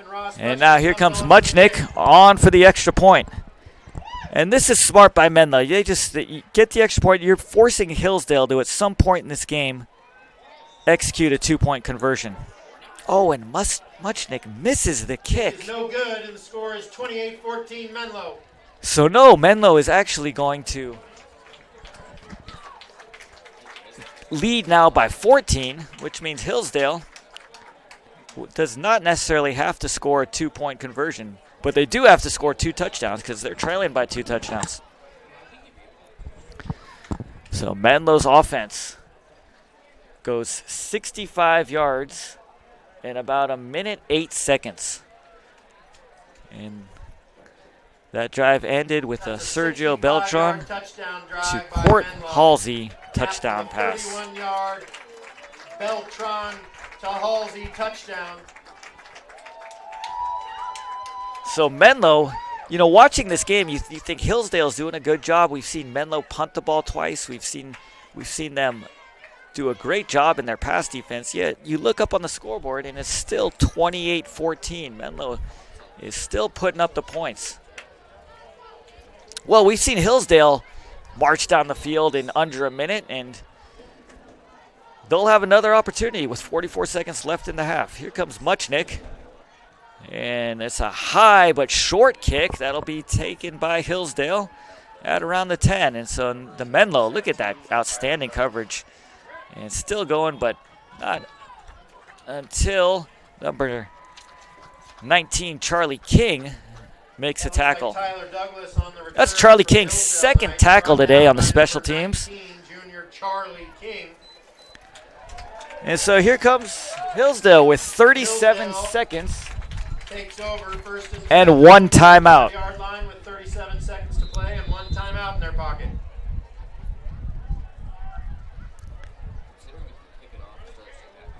So this game, the Hillsdale received the opening kickoff, was able to take about 6.5 minutes off the clock, move down the field, but ultimately turn the ball over on downs. So what that means is Menlo's going to get the halftime kick. Here we go, Smith rolling to his left, resets, throws, dangerous pass in between 3 defenders, falls incomplete. Pass, broken up That's Ben Bonatow, by Richardson, Bonatow, and Tyler Flynn. Ty Richardson all there, but Bonatow shaken up on the play. and Ben Bonatow is down for a second as the trainers will take a look at the senior. So earlier today we've had a defensive touchdown by Halsey. He scores a receiving touchdown. And then we also have Bonatow and Carter Jung with touchdown receptions. Court Halsey, a junior, 2-way player. He's another one of those guys who very rarely leaves the football field. Defensive end, he's been absolutely outstanding on the defensive side of the ball. And he's been a huge weapon on the offensive side. So here comes Ben Bonatow. He's walking off. He looks like he's going to be okay. And so entering the game will be junior number 6, Chris Liao. Liao will take over at the safety spot. He'll be joined by junior Enright at the other safety. Brings up 2nd and 10 for Hillsdale, 31 seconds to play. And in at cornerback is number 13, Aaron Chen, also a junior. So the Knights playing pretty soft. They don't want anything deep. They're not going to let anyone get behind them. Look at Avery Romaine just hassle Liam Smith. And Smith, who is a very mobile quarterback, was breaking out all the moves, but Avery Romaine was not biting. You see him roll one way, roll the other. Avery Romaine staying with them. And that is such a weapon when you have a defensive lineman, a tall guy who can move well, such as Avery Romaine. He's been chasing the mobile Smith all afternoon. So now Hillsdale 2nd and 10. Again, the Knights are playing very loose. They're saying, well, you can. They're telling Hillsdale, go ahead and take the short stuff. We just don't want to beat you deep. Hillsdale runs it up the middle. So Hillsdale runs the ball. Menlo immediately takes the timeout, and this timeout is going to force Hillsdale to punt. So good clock management here by Menlo, because they will get the ball. Preventing Hillsdale from running out the clock in the first half. Hey, can you guys hear me? If you call a fair catch, if there's any coaches who can hear me, call a fair catch, and wherever he catches, you can go in and kick a field goal from that spot. There's a rule. If it's a short punt, and I think Ross has a leg if it's inside the 50. All right, so with the timeout on the field, Hillsdale now on 4th and 9. They're going to be forced to punt the football.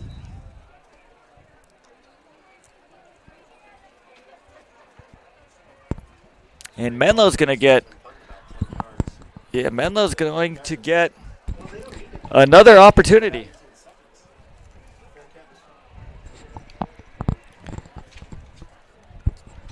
Zach Layton in to kick for Hillsdale. And deep to receive is Rob Enright. So Hillsdale's their punt game they've been short punts all game, and here's go low snap, some pressure, and that's going to bounce at about the 50, and Enright's going to get away from that, Enright. And that'll be down. Hillsdale thought it might have bounced off of Enright's foot.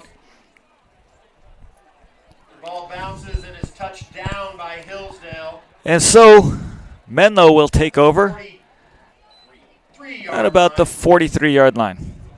9 seconds to play.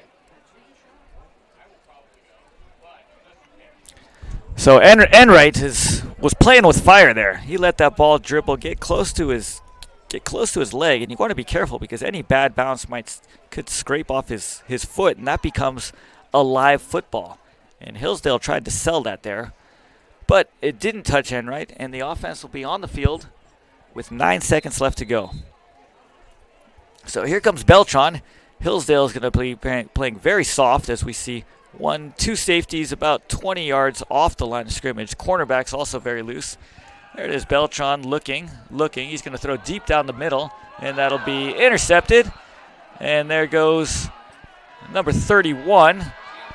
Still running, and finally dragged down. So the half ends after an interception by number 31, Matt Spivak.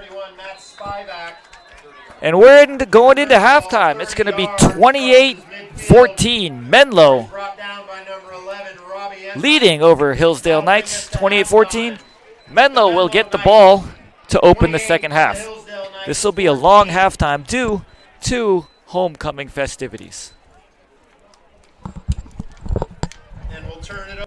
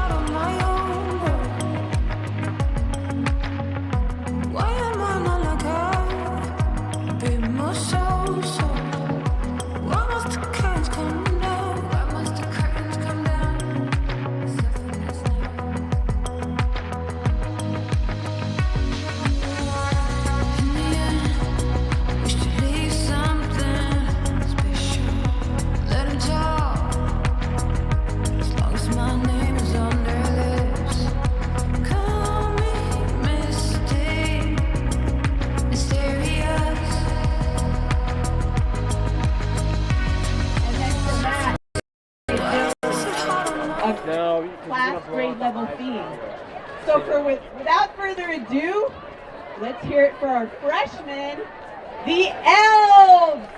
Let's go, freshmen! There we go.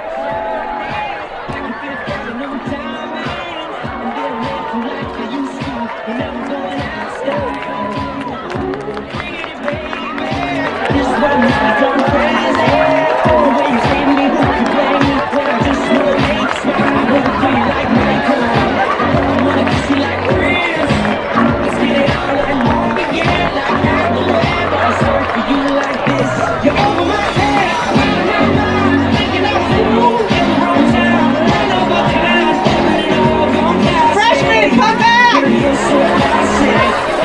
You went too far! I don't know what they're doing. This is their first time. Let's give them a little break. Freshmen, come back! This way! You went too far! Okay, guys, just go. Just whoever knows to do.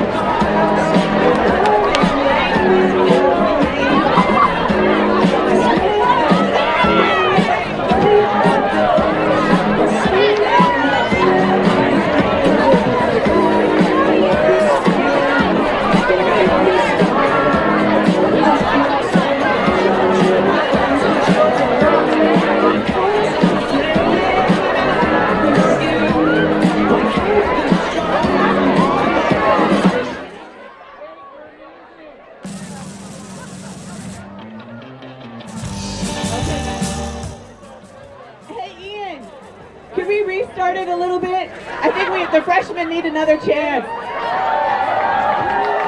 Okay, ready? We got time. All right, freshmen, this is your intro song. You're just having fun. The dance isn't started yet. All right? So just act like you're having a good time. Don't hide behind the float.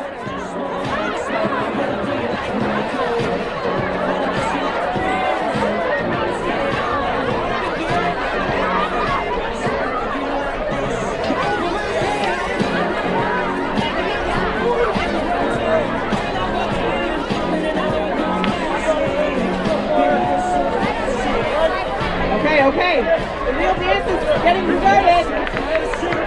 Right. Here we go. Let's go.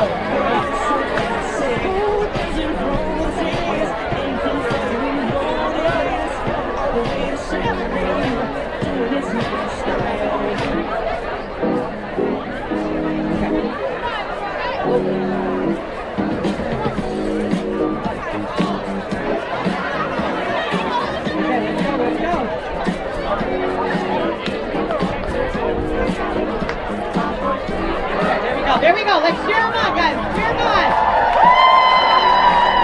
There you go.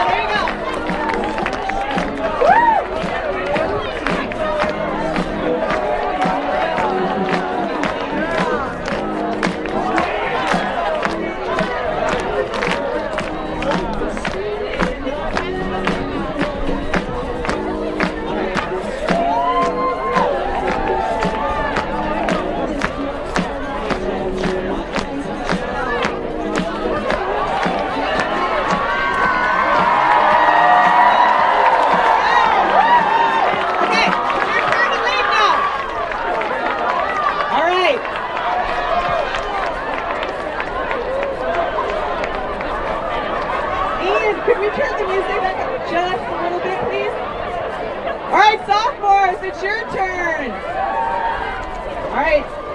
So the sophomore class is Marvel.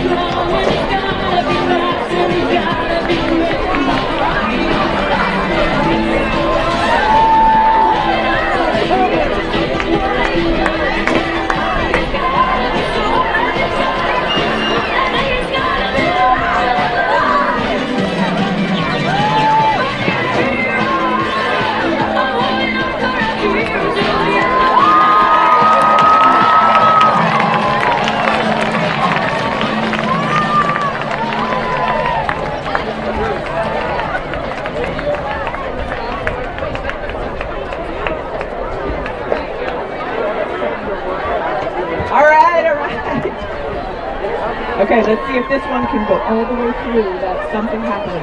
All right, juniors. So traditionally, the junior class gets the most difficult theme, and this year it is parallel parking. Let's see what they did with parallel parking. Let's go, juniors!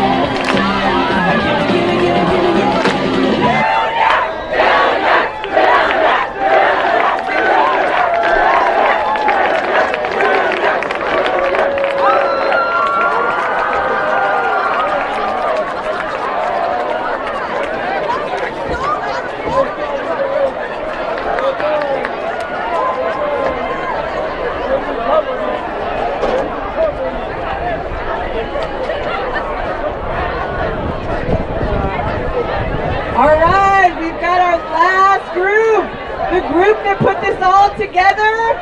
Let's hear it for the seniors, and their theme is celebrities.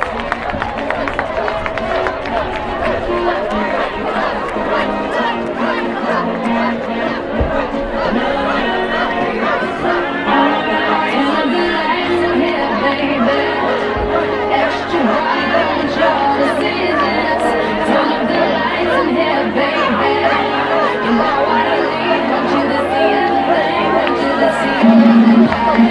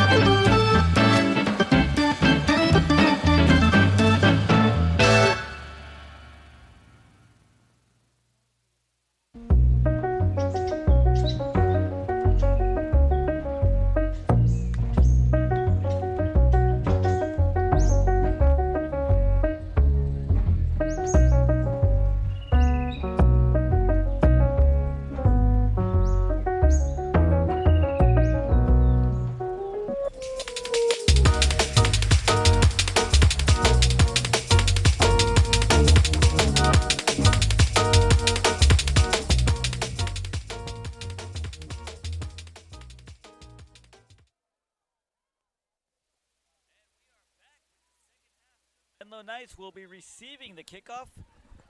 Short squibbing kick, fouled on by number 7, Jack Geisler.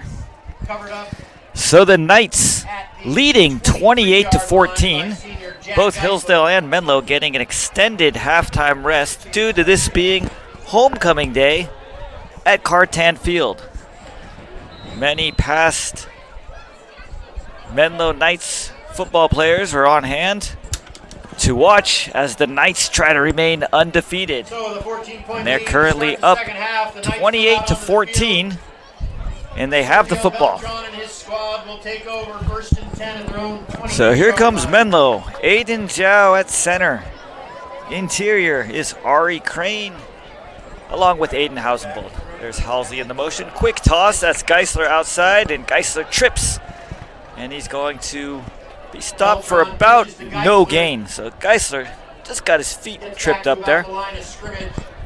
Good job by the Hillsdale defensive end to keep outside contained, force Geisler to go inside. So the Knights come out with a run play on 1st and 10. That leaves them at 2nd and 10. Menlo huddling up for the most part of today's football game, something they haven't done in the first 4 games of the season. The Knights break the huddle. This time they'll have 3 receivers to the right and a single receiver to the left. There you go. Beltran, play action, throws. He's got Halsey down the middle. Halsey makes a catch and is brought down.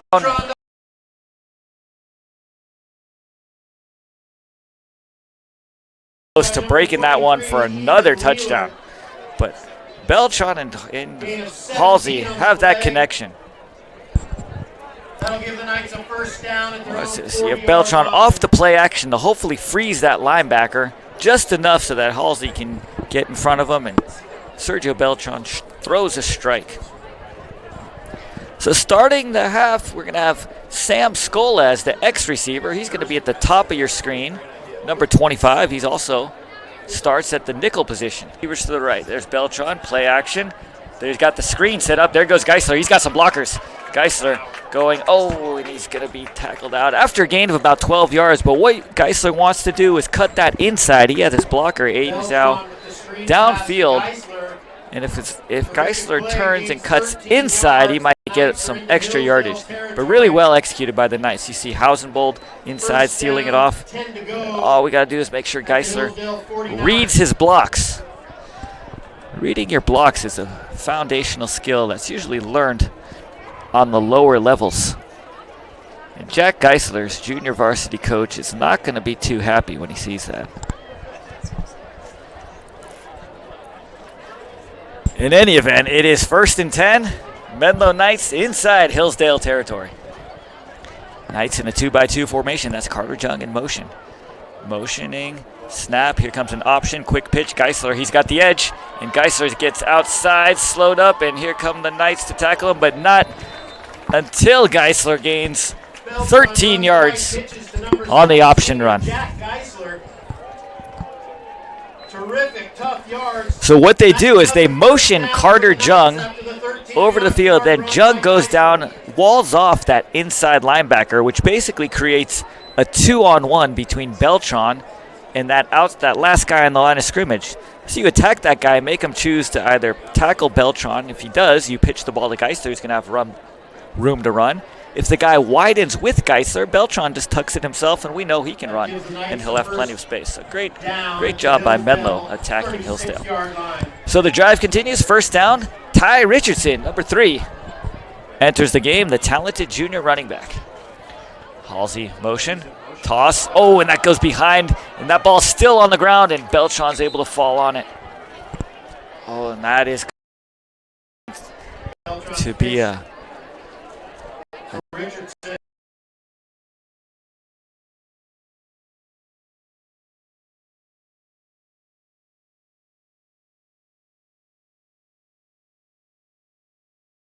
play by Beltran to run after the ball and fall on it, because that ball was bouncing around in the backfield. The last thing you want is a Hillsdale linebacker coming up with momentum, able to scoop and score. So here we go, the ball. It's just a pitch is a little behind them, but Beltran, great job falling on it. Knights fortunate to be in a 2nd and 21 situation after that play. So now Menlo going to have to make up some ground, but we have a stoppage on the field. That's Menlo. They want to talk this over. 2nd and 21. I know Menlo more than anything is going to want to score on this opening possession of the second half. If they can get that 3-score lead in the second half, that's really going to put a lot of pressure on the Hillsdale Knights. The Cal High sports team from NBC Sports California is here today. So Menlo, today being homecoming, we've been spotlighting a bunch of seniors at the Menlo football team. A couple seniors who are not in uniform today, but have really left their mark on this program. And first one of that is Noah Kornfeld. He was a 2-way starter, tackle and defensive end, number 72. He's a 3-year varsity starter, starting offensive lineman. Kornfeld joined the Menlo football program as a freshman. All he wanted to do was play receiver. And he would not stop talking about how he had the best hands on the football team. And you know what? He's got some pretty good hands. However, they found he was going to be much more valuable on the line, and he really took to learning the defensive and offensive line positions. 3-year starter, outstanding leader for these Knights. So here we go. Here comes Beltran, back to pass, big old pressure. Beltran still on his feet, still running. He's going to turn the corner, and Hillsdale finally takes about 4 guys to push Beltran out.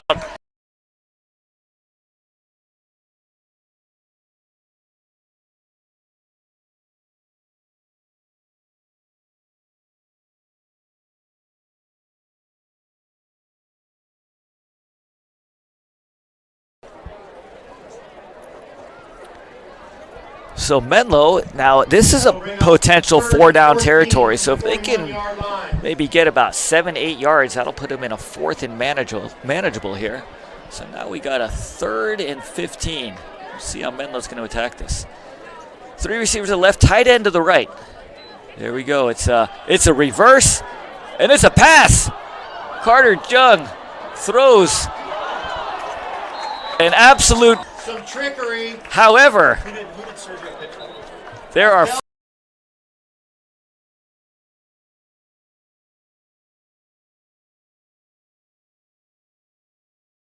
let's see what the call is. That is it. It's a PI. So remember, in high school, it's a 15-yard penalty. Hung up in the air for a little while. Hillsdale. It's not an automatic first down. That'll result in an automatic first down for Menlo. So that should be 3rd and about 1. We'll see, Bess.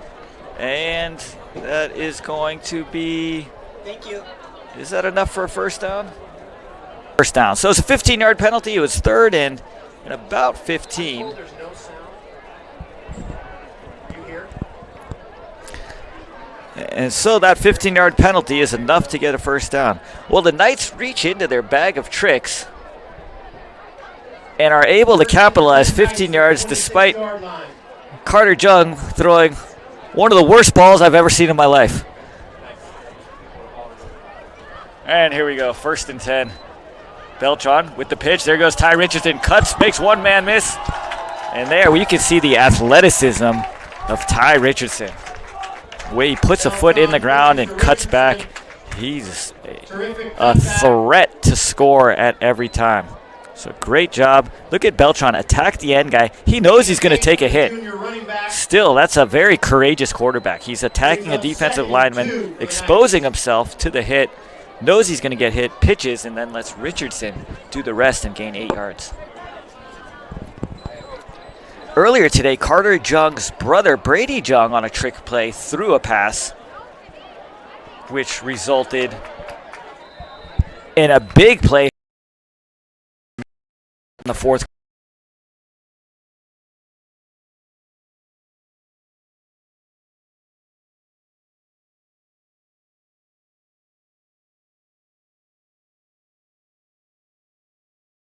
Pass, but it worked. So the Jungs, known for their receiving skills and their athleticism and their speed, somebody might have to work on how they throw the football. Meanwhile, Sergio Beltran runs for a first down, and the Knights drive continues inside the 15 at the 14-yard line. So out of the center. There's Jug in motion. And that's a quick loss. There's Ty Richardson. He got some cuts inside. Couple Hillsdale defenders, and he's still going and fighting. And Ty Richardson plowing ahead for about 8-9 yards. That's a really good job. Blocked really well. Have Ralston Raphael out front pulling. And Richardson's, all season long, he's been getting about 7-8 yards every time he touches the football. So the Knights inside the 5, second down. It's not second and goal. They can get a first down without scoring a touchdown. But make no mistake, Menlo want 6 points. They want it on this drive. There's Enright in motion. Hillsdale in a man defense. And there it is to Enright, who makes a man miss. Touchdown, Menlo Knights. Robbie Enright. That's a 4-yard touchdown. And so Robbie Enright, the leading touchdown receiver on this Menlo team, adds another one to it. He just comes across the motion. They're in a man defense. And he just turns, runs, and outruns the man covering him. Here comes Ross Muchnick for the PAT. There's the snap. Muchnick's kick is good. And Menlo is up 35-14. That's a great drive. So Menlo takes the opening drive, chews up about 6 minutes of clock, and goes about 75 yards. The key play in the quarter was a 3rd and 15 pass interference call off of Carter Jung's throw that ultimately was incomplete, but the ref saw pass interference. That let the drive continue. And a few Ty Richardson runs, and then Beltran to Enright gives the Knights their 5th touchdown of the day and puts them up 35-14 with 6 minutes to go in the 3rd quarter. Ross Muchnick getting ready to kick off. He hits about 85% of his kicks. When he's kicking left to right, about 85% of the time it goes into the end zone. So let's see if he can do that again. And there it goes, and look at that. Oh, it's caught 2 yards in front of the end zone. And the Knights kickoff coverage says, yeah, he could have kicked it in the end zone. They start at the 20. Instead, the kickoff coverage says Hillsdale's going to start at the 25. And so Hillsdale, yeah, they at one point, this game was 22-0, and then Hillsdale scored 14 unanswered. At one point in the game, they were within 1 possession of taking the lead, and they had all the momentum, it seemed, but Menlo was able to score a touchdown at the end of the second half and then did what they're set out to do, which was score on the opening kickoff of the second half, and now we have that back to a 3-touchdown lead. So Liam Smith coming out, and there go quick pass out to the receiver in the flats. Slows down Leighton, and then a host of Menlo seniors swarm.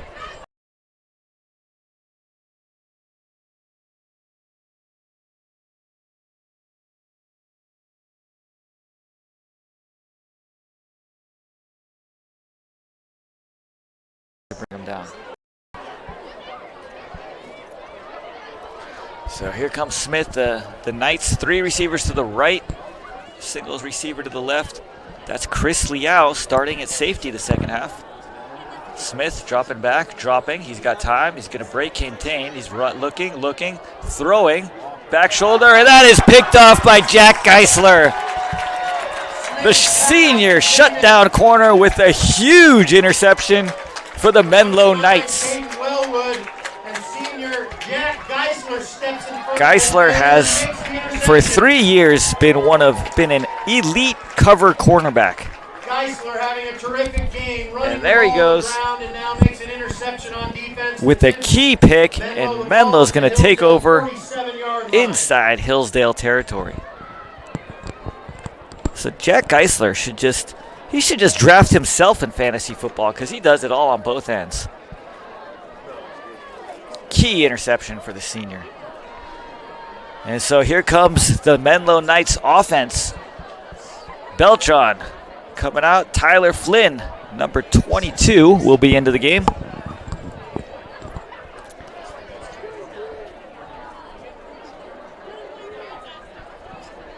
So Scola remains in the game at wideout, and there's a quick pass. That's a backwards pass caught by Richardson. He's going to make one man miss, puts his foot in the ground. 10 yards again. That's a backwards pitch. 10-yard Ty Richardson. That'll be Tough more running than on a the first edge. down, 11, 12 yards. Ty Richardson converting the first down for the Knights. So Ty Richardson, we say it every time he touches that football, he seems to go for We have a player 8 to down 10 on the yards field for the Hillsdale Knights. and move the chains for the Menlo Knights. So you watch that play there, that's a bubble pass. Beltran, quick turn and throws. What happens, it's a backwards pass. So Richardson, if he doesn't catch the football, that's a live football. But he does catch it, has some good downfield blocks, and is able to turn the swing pass to a 12-yard gain. Now what's great about these bubble passes is because it's a backwards pass, it can set up a trick play where you throw a backwards pass, and because the first pass is backwards, Richardson or whoever is the potential quarterback could then throw the ball. And we've seen the Knights with some trickery. Earlier this play, we had the reverse pass by Carter Jung. Today in the JV football game, there was also a reverse pass. Sophomore Harry Hauser took an end around, put his head down like he was going to run, and then threw an absolute dime to Brady Jung for a huge play for the Knights. So here we go, back to the Knights. 1st and 10, that's Carter Jung in motion. Beltran fakes, he's got Richardson lead blocking, cuts back inside, and that'll be a gain of about 5 yards. 4 yards for the senior quarterback. So you watch this play. Now Ty Richardson, the single back, becomes the lead blocker on this. It's a direct snap to Beltran. There's kind of a little bit of a play fake. He pulls it back, and Richardson keeps going. What Beltran needs to do is cut inside. And Richardson did a good job. He's a little guy, but he packs a punch. And if you watch him as a lead blocker, he goes in and really knocks back one of the Hillsdale linebackers about 2 or 3 yards. Now the referees, there was a flag on that play, and that's going to be a holding call. So all that is going to be erased. We're going to back Menlo up, and it'll be about 1st and maybe around 16, 17 for the Knights. Holding penalties in high school, they're spot fouls. So if the hold comes 10 yards down the field, you'll be backed up from where the hold is. There it is. There's Jung out in the flats. He gets a great block by Scola, makes a couple guys miss, and look at Carter Jung go. Beltran zips it to Jung in the flat.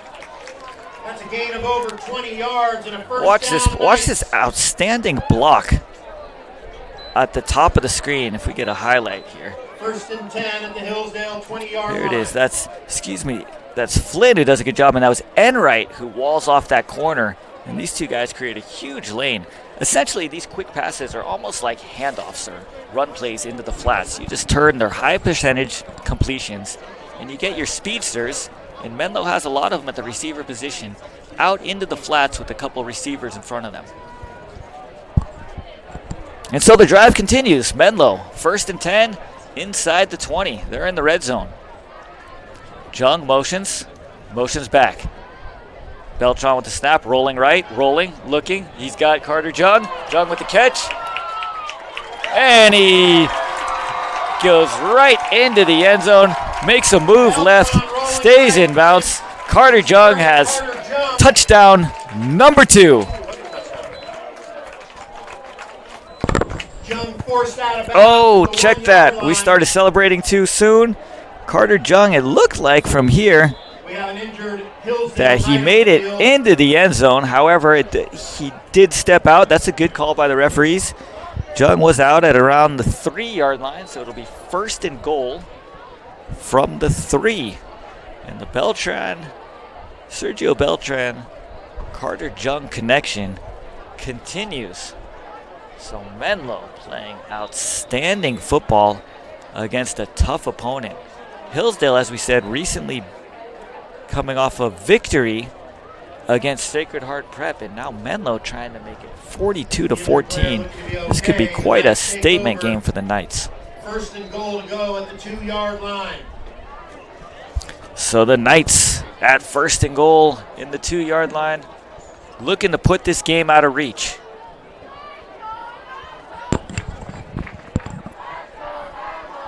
Great job all day by the Knights offensive line. We've been talking all day about Hillsdale. They have a very talented, very athletic, very big and strong defensive line and linebackers that can really frustrate an offensive line, but Menlo's been up to the challenge. Oh, and there's what looks like a false start. I think Zhao snapped that a little too soon. Got the delay of game penalty on the Menlo Knights. They'll back them up 5 yards. So Menlo will have to back up. Ari Crane, the junior, making his 2nd start on the line. He's playing incredible football this afternoon. And you know how you know that is when the quarterback has time to throw and the Knights are getting 8, 9, 10 yards a run. That's all the offensive line. So some type of inspiration for Ari Crane and the rest of those guys. What could that inspiration be, Ari Crane? 1st and goal at the 7. Direct snap. Beltran behind Richardson. He's in for a touchdown. Outstanding job by Menlo. Really good job. Now watch how they execute this play. Beltran fakes the handoff to Richardson, which freezes a linebacker because they think he's going to run it. He pulls it back, and then he runs behind Richardson, who delivers a key block, and Beltran goes untouched into the end zone. 41-14, Menlo over Hillsdale. Hillsdale has played stout defense all season long, and Menlo putting up 41, now 42 points through 2 minutes. Kick is up and good. And through 2 quarters and 9 minutes of football. 14 with just under 3 minutes to play in the 3rd quarter. So Ross Muchnick, the busiest kicker in the CCS, whether it's extra points or kickoffs, the Menlo Knights offense keeps him busy. And that's all that Menlo offensive line. Sergio Beltran, of course, has been doing this for 3 years in a row, just executing offense and moving the football downfield. And he's got a whole bunch of weapons and receivers. Not to be overlooked is the Menlo defense, which has played outstanding football. If you remember, Hillsdale took that opening drive, chewed up about 6.5 minutes of clock, had several first downs, went all the way into the Menlo territory. We're close to the red zone, but the defense held them. And ever since then, it's been Menlo's offense and great adjustments made by the defense. And Hillsdale, you take away that one big 75-yard play to Layton in the 2nd quarter, Hillsdale offense hasn't really had much going on for them. Here comes Muchnick, who hits it 6-7 yards into the end zone. Hillsdale will take over at the 20-yard line. And that's just got to be really frustrating for an offense to every time they come out on the field, they're starting all the way backed up at their own 20-yard line. And that is Menlo special teams having a huge impact, not just on this game, but throughout the entire season. So Sergio Beltran scores with his legs. We've also seen a defensive touchdown And then 4 touchdown passes for Beltran. So it is a beautiful day here at Cartan Field. The stands are packed. It's Menlo's homecoming. Hillsdale back on offense. They're going into the run game. That's Violette up the middle for about 2 yards. And Hillsdale's got to do something quickly. They were able to get some big plays off the pass game. The run game, at times, you can go back to the run game. However, right now you're also battling against the game clock. So down 28 points. You're gonna have to overcome that with big chunk explosive plays. And to get those plays, it's more likely to do that through the air. So here comes Smith. He's going to pass. He's looking, has some time, moving, still keeping his eyes downfield, rolling. He's going to tuck it and run, go out of bounds. And there's Aiden Hausenbold shoving Smith out of bounds. A flag on the play. Pushed out of bounds by number 59, Aiden Hausenbold. There is a flag on the play. That's probably going to be a late hit. Looks like the quarterback is out. And, 2 steps.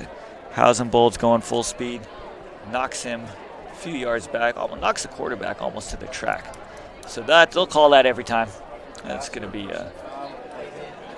a late hit, and those are 15-yarders. The call is a late hit against Menlo. So that will result in a 15-yard penalty and a first down. But Aiden Hausenbold, he's an intense, aggressive, passionate football player who's always going to play as fast as he can until he hears that whistle.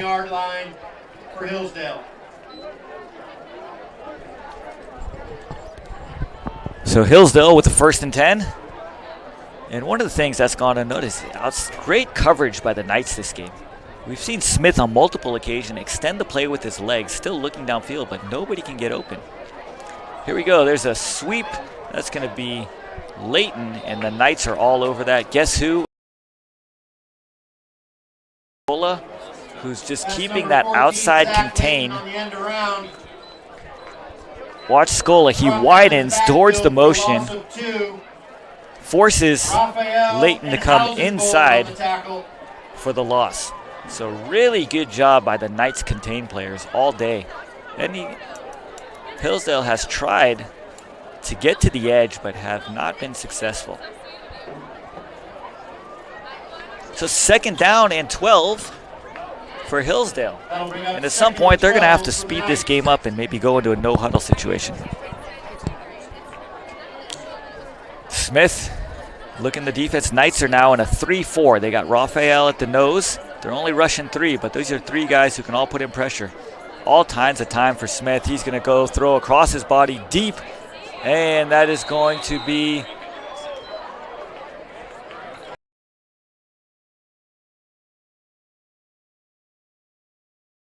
terrific deep defensive play. There is a in the flag on backfield, play in the and middle we'll of the see what field. that field is.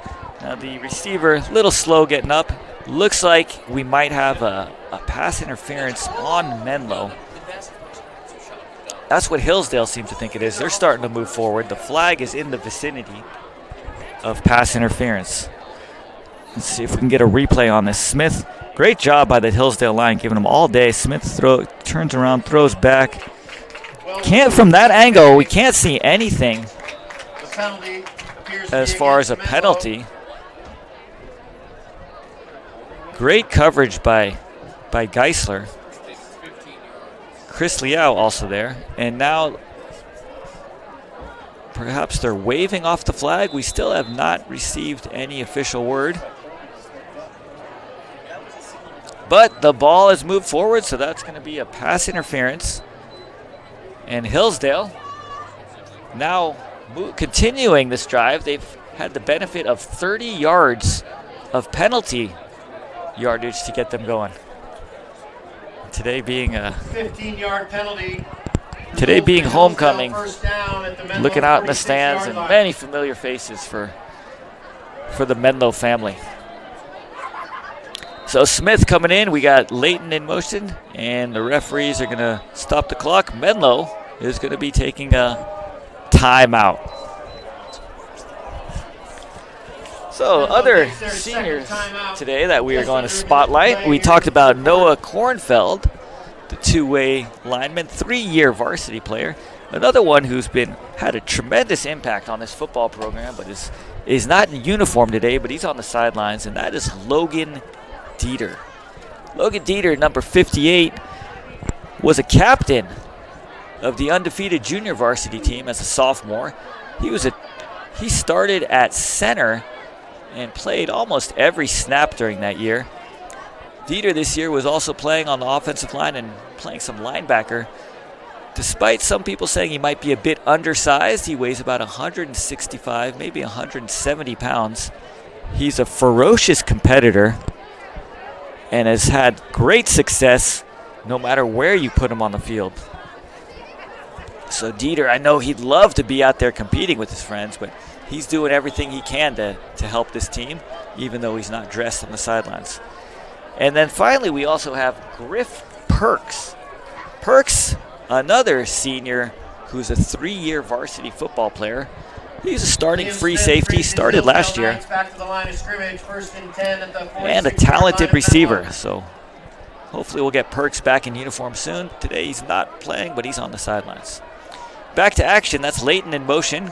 That'll be Violette, who's going to run and keeps on running, churning those legs, and that'll be enough for a first down. So some tough running by Violette. So Hillsdale moving the football, but we said this block is a factor. And running the football is just going to eat up clock, and Hillsdale, if they want any chance to win this game, and I know that they believe they can still compete because they have a big play offense, but they're going to have to go to the air and start getting some big chunk yardage plays. Here we go, Smith in shotgun, 3 to the right, Knight showing blitz. Here comes Halsey, thrown, caught over the middle, and that's Leighton, who drags a few Knights inside the 20. And here comes Hillsdale in the red zone. Smith recognizing pre-snap, he sees pressure coming, so watch how quickly he gets rid of this. 1-2, throws the slant. So what happens is when you have pressure coming from your linebackers, who generally are going to be responsible for the middle of the field, now when they're coming and attacking the pressure, attacking the quarterback, all the quarterback has to do is quickly throw into the area they vacated, and that usually results in a pretty good offensive play if they can execute it. And Liam Smith did an outstanding job executing, recognizing the blitz and executing to move the ball for another first down.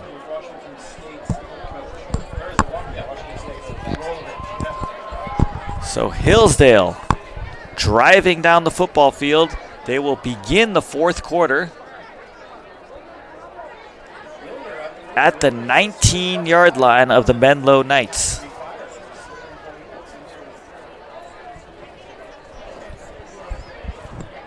So looking here at those highlights where we see that play where Geisler, it's a great play on the ball. Just as the receiver is about to try to pull it in, you see Geisler get his right hand in there and rip the ball loose. All right, Smith leads his Hillsdale Fighting Knights back to the line of scrimmage, 1st and 10. The Menlo and so the Knights back, and again, they're back into that 3-4 defense. Raphael at the nose, Halsey at an edge.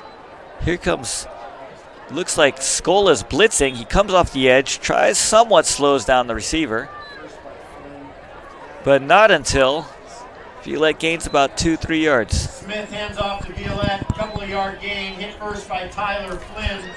Early in the game, we saw number 3, Makoa Ato, rip off some big runs, but we haven't seen him since. So hopefully number 3 is okay, but he was a running back who was a great change of pace for what Violette was doing. Looks like a gain of 3. That'll bring up 2nd and 7 at the 17-yard line.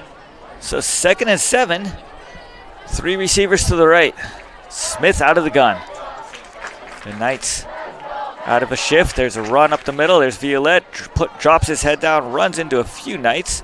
Among them, seniors, Carter Jung and Aiden That's Hausenbold. Violette up the middle again, brought down by But Halsey Violette's going to get about Hausenbold. 3-4 more yards there. So Hillsdale going back to the running game. They're at a point now where they need points.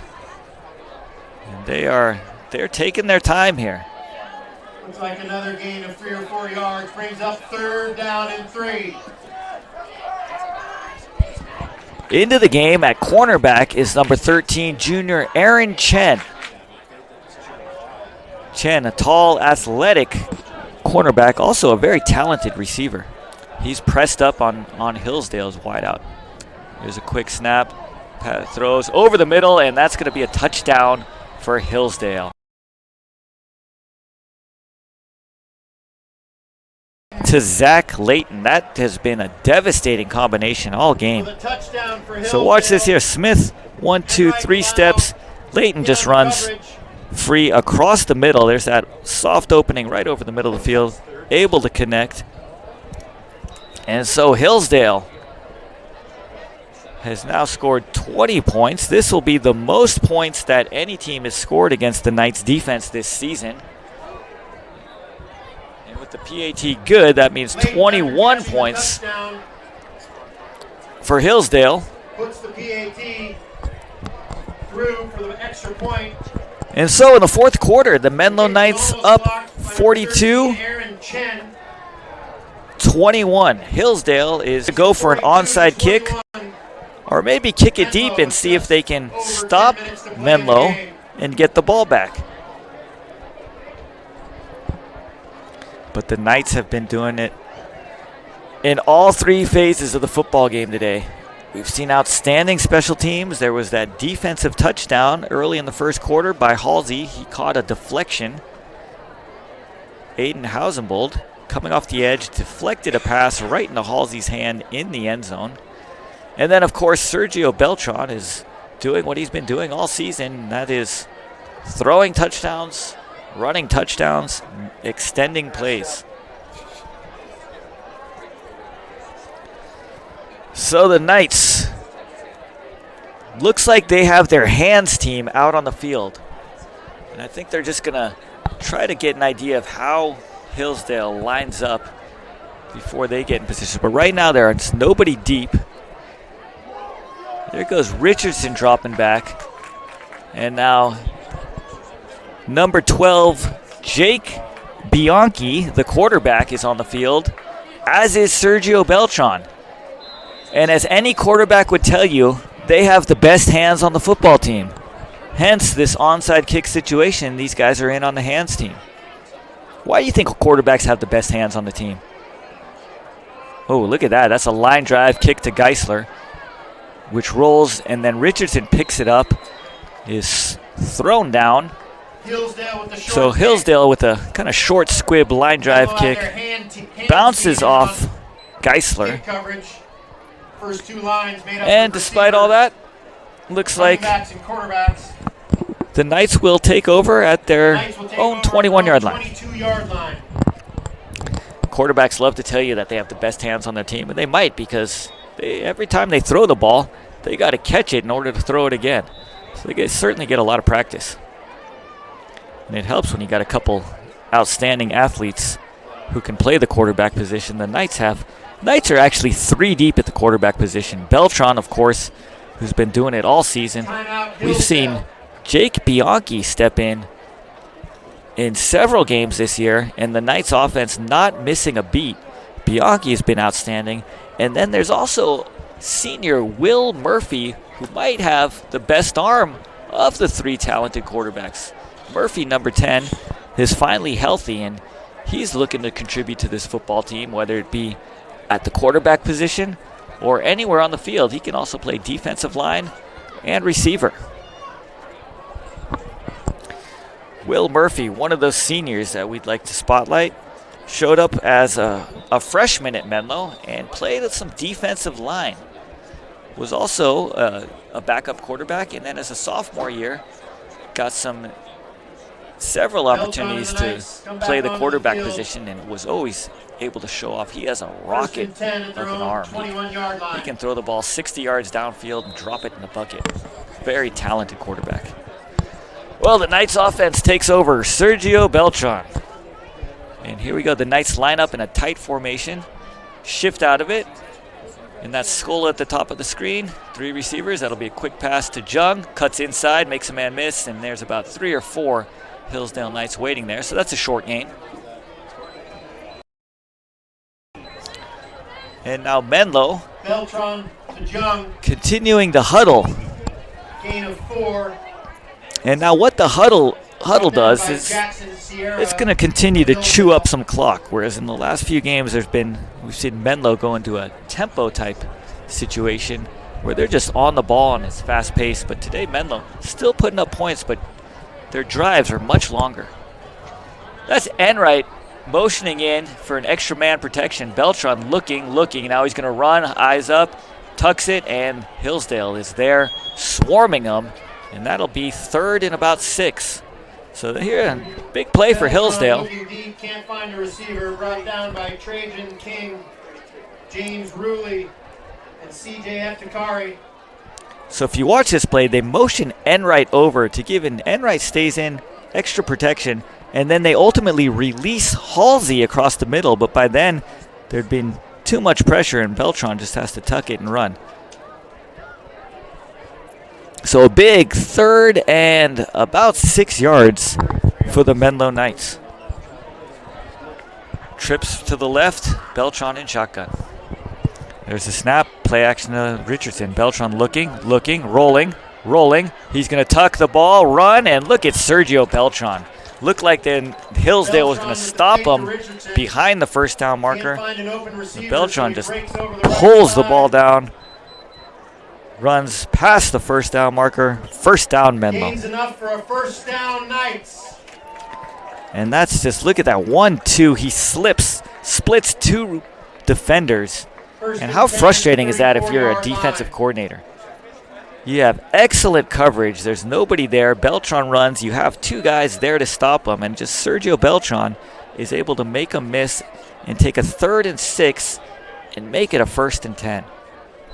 So here we go, Beltran, play action, pulls it back. He's got Halsey over the middle, who's hit immediately, but not until he catches another 14-yard pass. That's a first down, Knights. Beltran Halsey, that's been a great connection all afternoon. Spivak with the tackle for Hillsdale.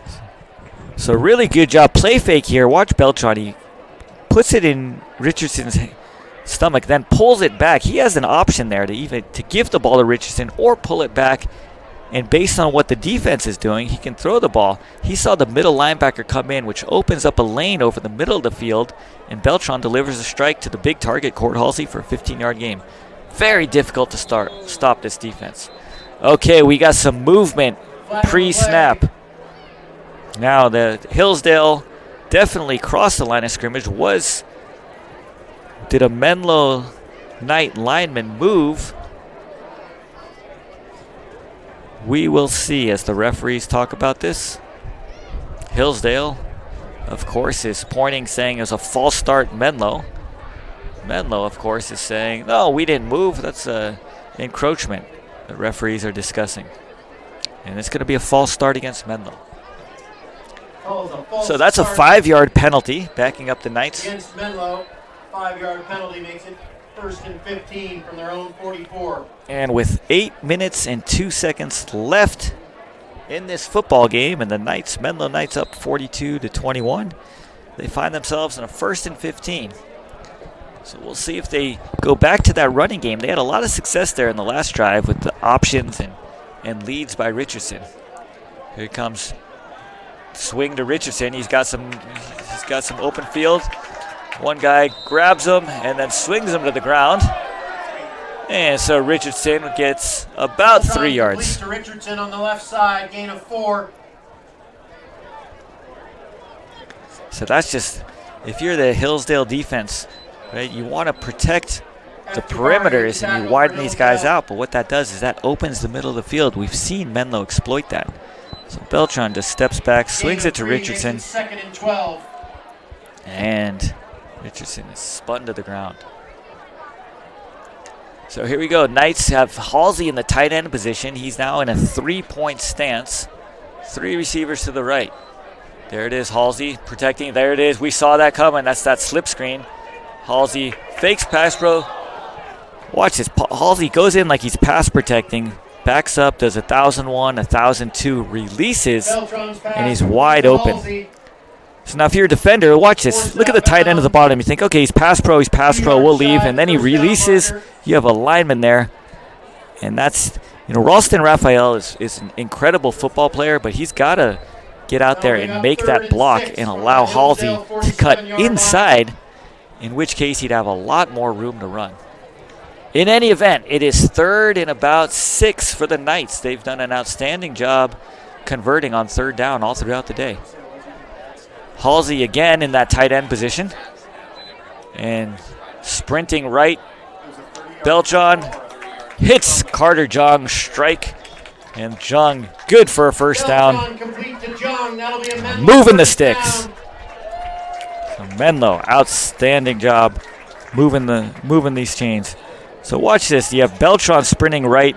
They have Scola running, clearing, bringing the corner back with him, and then Jung just stops and settles in.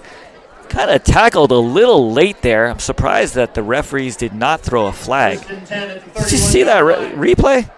Carter Jung got body slammed.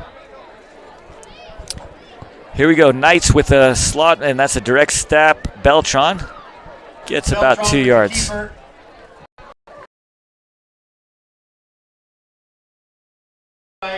Halsey into what's called a slot position where he's behind a lineman in a 2-point stance.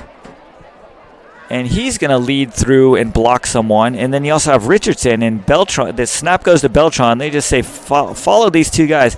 Beltran actually could have bumped that out to the right. Sacred Heart Prep. Oh, and we have an announcement. For a 30-yard game-winning field goal. Bad snap. The kick did not get off.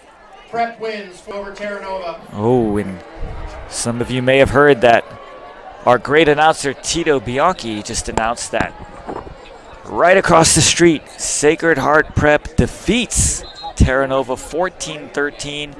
Came down to a field goal on the last play, and a bad snap prevented Terra Nova from winning on the last play, and Prep defeats Terra Nova 14-13. Well, that'll be interesting because Menlo defeated Terra Nova, and that was a close game, so everyone's looking forward. Uh-oh, we've got a reverse. Carter Jung's going to throw it again. And there it is, another duck. Oh, my God, it's intercepted. Well, that was there's flags all over the place. Carter Jung, after throwing a ridiculous pass his first time, they go back to the play. He throws it again. I don't know what Carter Jung had to do to get his coach to allow him to throw the ball twice. But he thought about running, but then he pulls up, reaches back, and oh, Carter, stick to receiver. You know, the guy who throws the ball well is Sam Scola. He used to be a quarterback. So whatever Carter Jung has done to convince his coaches that he can throw a ball is pretty impressive, because I think he should join the mock trial team.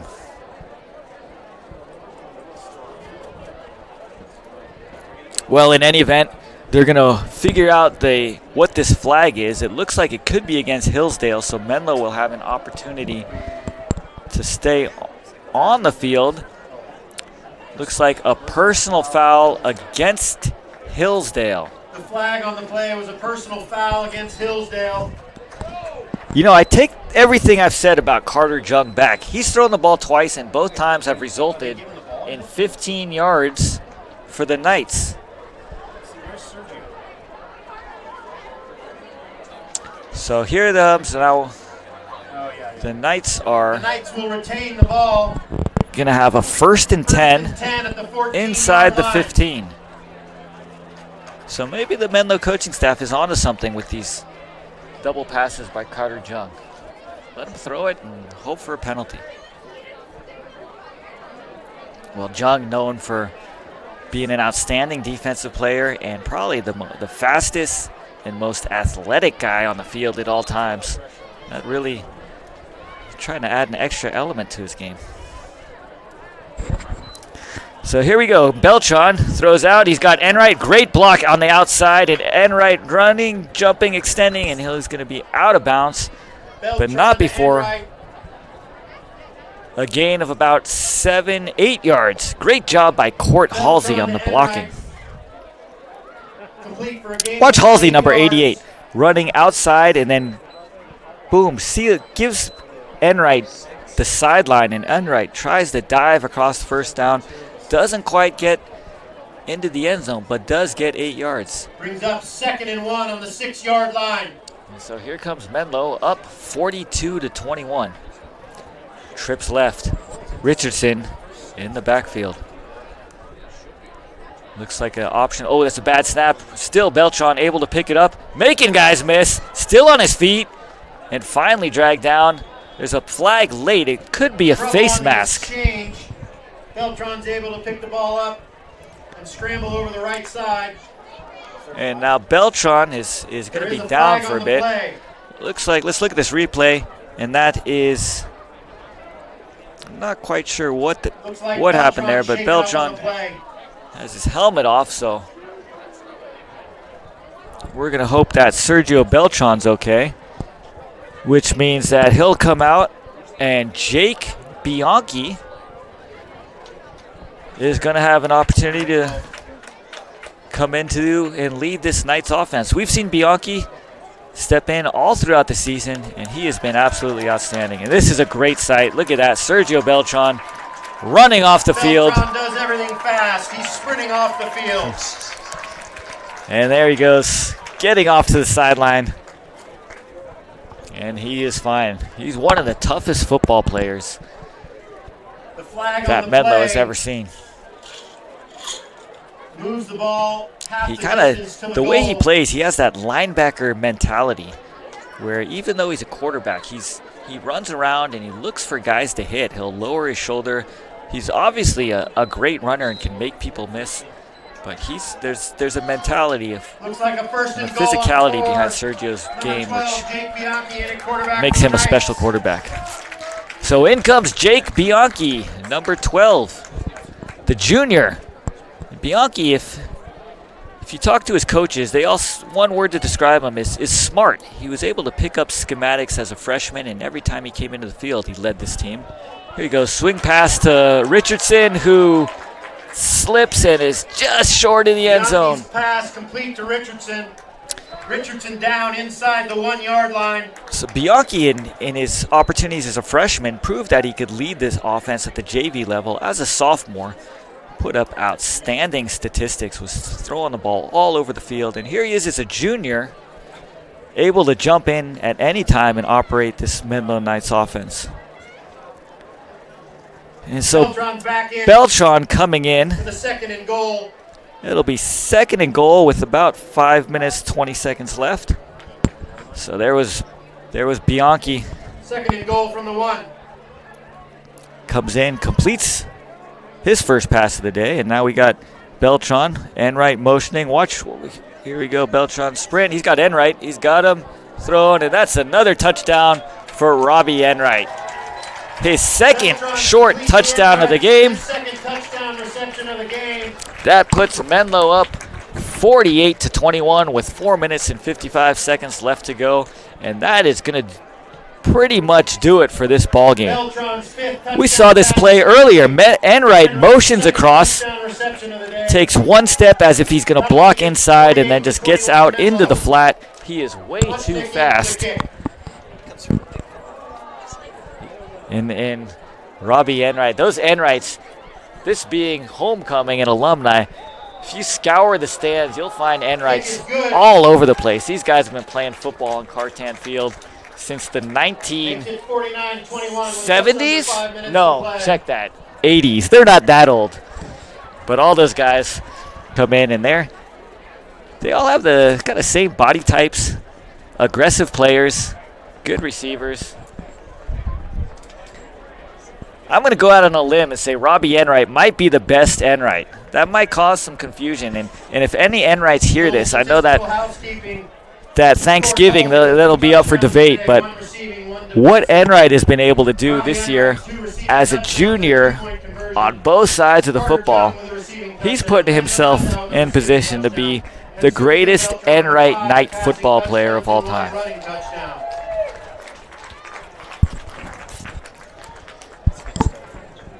And so the Knights 49-21, and here comes Ross Muchnick.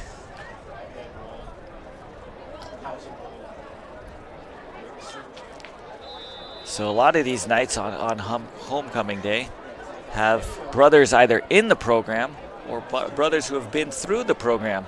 Ty Richardson, who we've mentioned a lot today, has a brother named Jaden who graduated 2 years ago. Jaden Richardson is now playing receiver at Tufts.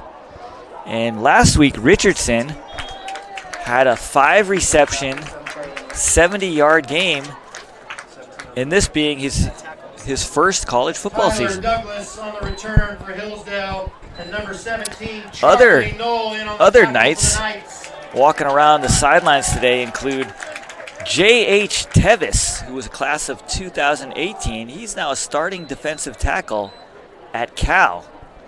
And he's out here, Cal, of course, on bye week, and he's out here supporting his alma mater.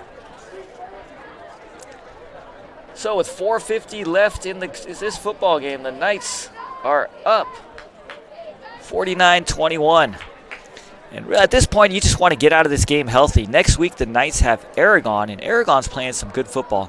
They are massive up front, have a good running game, and always a very opportunistic defense. So those are always good battles between Menlo and Aragon. And so here we go, Smith back in the game, and that is a nice run. Smith hands off to Otto. And that is Otto, Tough gain of about 9 yards. who early on that first drive popped a couple big 8-9-yard runs for the Hillsdale Knights. We hadn't seen him until later. So a great change of pace back, was able to get a first down yardage.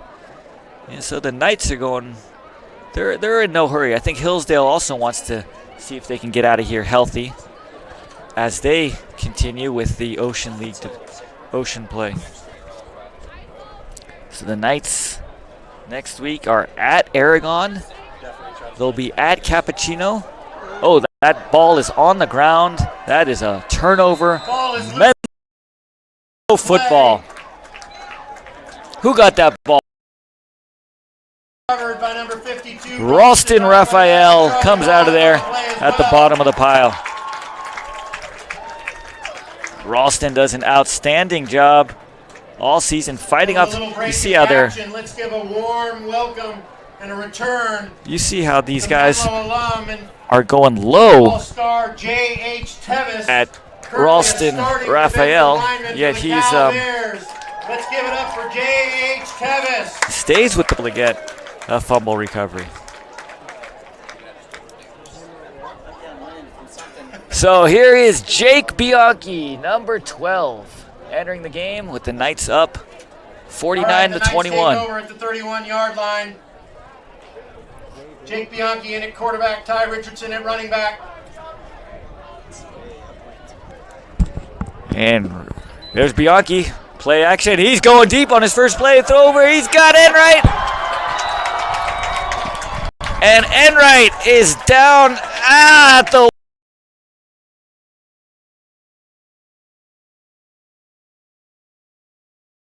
caught by Robbie Enright at the line. Bianchi connects with Enright for 30 yards. We might have to revisit that Enright debate because I know a couple Enrights. At the 2, first and goal, Knights at the 2-yard line. Ryan Enright saying he would have scored a touchdown. So Robbie Enright catches the ball and he's tackled at the 2. If you want to be the best Enright of all time on this football field, you're going to have to plug that in. And I know Jake Bianchi wants that touchdown pass. Here we go, Willis Johnson into the game. Bianchi under center, pulls it back, throws. There's a touchdown pass. Bianchi to Halsey. Johnson up the middle. And we've said it. Ball to the left back to Court Halsey, who's in for the touchdown. This offense does not miss a beat, whether it's Sergio Halsey's Beltran third score of the day. or Jake Bianchi. 55-21 Menlo. And Bianchi comes in 3 of 3 with a touchdown pass.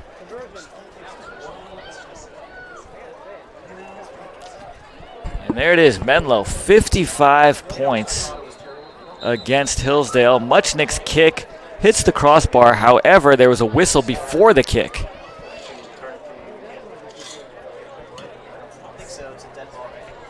So they will re-kick this. False start on Menlo.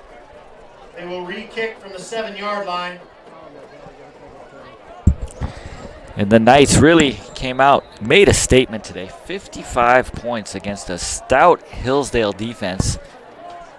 A lot of those points coming in the result of Menlo's defense playing outstanding football and putting the offense in a position, giving them great field position throughout the day. But Menlo coming out here executing on all fronts. There's a snap, and Bianchi throws deep, and that'll be incomplete. Now, I don't know if that was a bad snap or a designed play,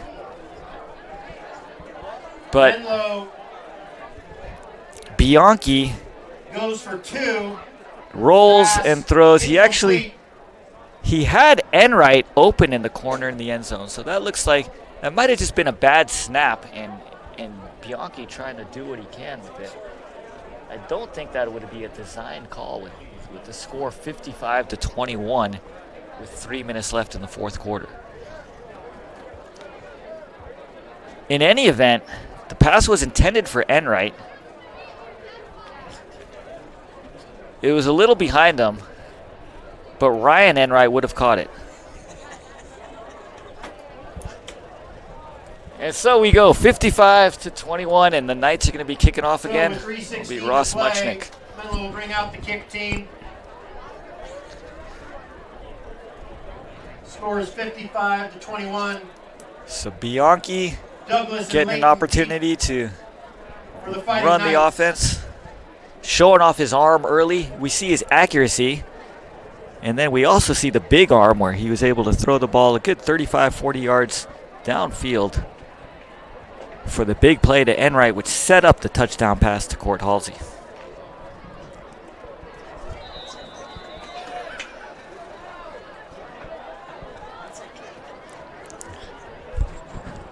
And so the Knights are set up.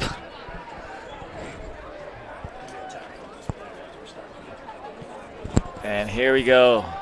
Big, high, deep kick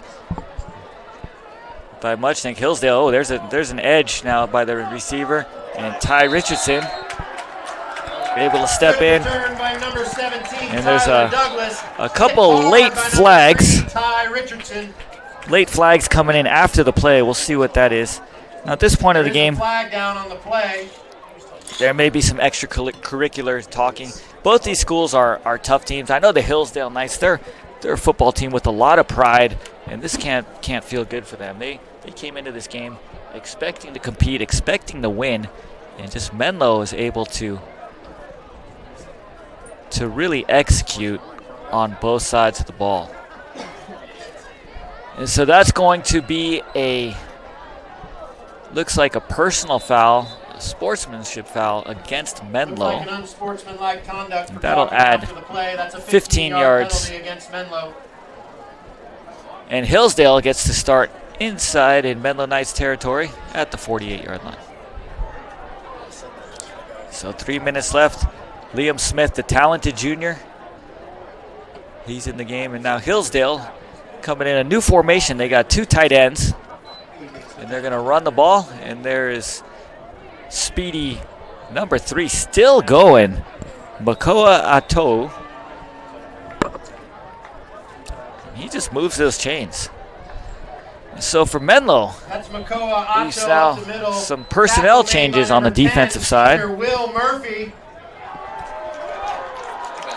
Charlie King enters the game. Number 16, Alex Levitt, a junior, enters the game. And Will Murphy, the talented quarterback, is playing some defensive line. He's in the game. Willis Johnson, number 26, the sophomore, he's in the game. Willis Johnson lives in San Mateo, and if he didn't go to Menlo, he probably said he would have gone to Hillsdale High School. So Willis Johnson was classmates with many of these guys on the Hillsdale Fighting Knights. He knows the squad well. He knows the players, he knows the cheerleaders, and he's been giving Menlo some important feedback all week about the Hillsdale Knights.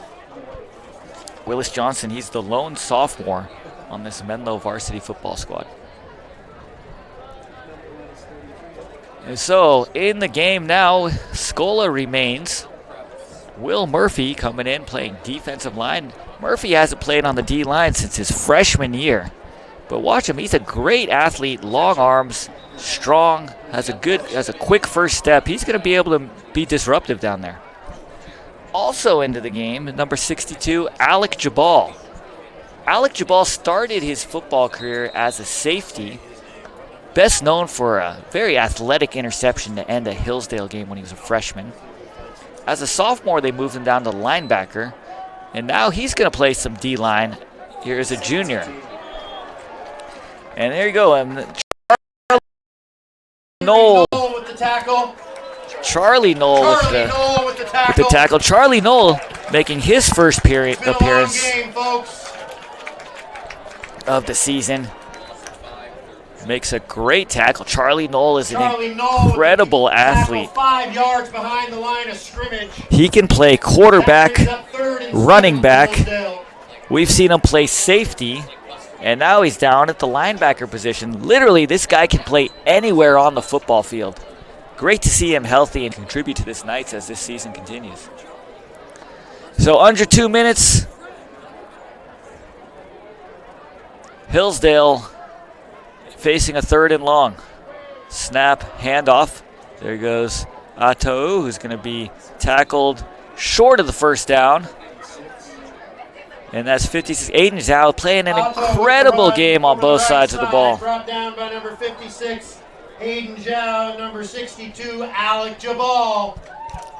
So Knights continuing to compete. And here comes a 4th and 4 with less than a minute left to go in this football game. So Menlo Knights are going to continue with their perfect season. This game will get them to 6-0. Next week they'll be playing Aragon, Cappuccino, and Carlmont. The next 3 games are all on the road, and then they'll conclude the season Saturday afternoon on Senior Day against Sacred Heart Prep in the Valpo Bowl. Hillsdale, 36 seconds to play. So with 36 seconds, Hillsdale calls the timeout. On the Menlo 43-yard line. And it'll be 4th down. 3-hour high school football game, man. Lubo, you hitting the stream? I went off on Carter. It's like a stand. Went off on Carter. He's not going to be happy. He can't stop talking about Carter's 2 passes. Worst throws I've ever seen in I Menlo hope they history. expunge that play from the books for the record. Yeah, they ran it twice. If they get the ball back, they'll probably run it again. Oh my God, they just actually missed that. And so, looks like we have some technical difficulties.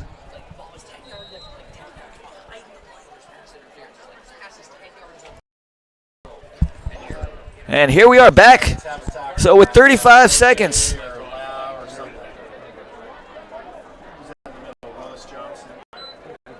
Here's a snap. That's going to be Toe is going to be stopped short of the first down. And with 28 seconds, that is going to wrap it up. Menlo coming onto the field. Otto up the middle, stops short of the first down marker by number 13, Aaron Chen, and number 56, Aiden Zhao. Menlo likely to take a knee. However, we might see Carter Jung on a reverse pass again. To be determined. 28 seconds left. The Knights coming out should be Sergio Beltran back in the game.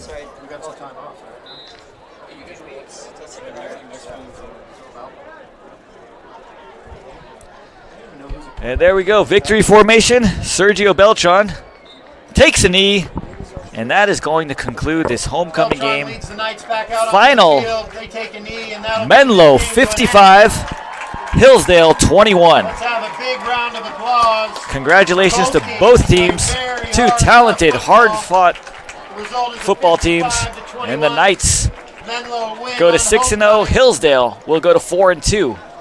And these two guys, Mike who knows, Parati and his they might squad meet again later in the postseason. Fight hard to the finish. But Menlo remains. Thank you for in first joining place. us. We will see you next week as Menlo travels to Aragon for the Dons.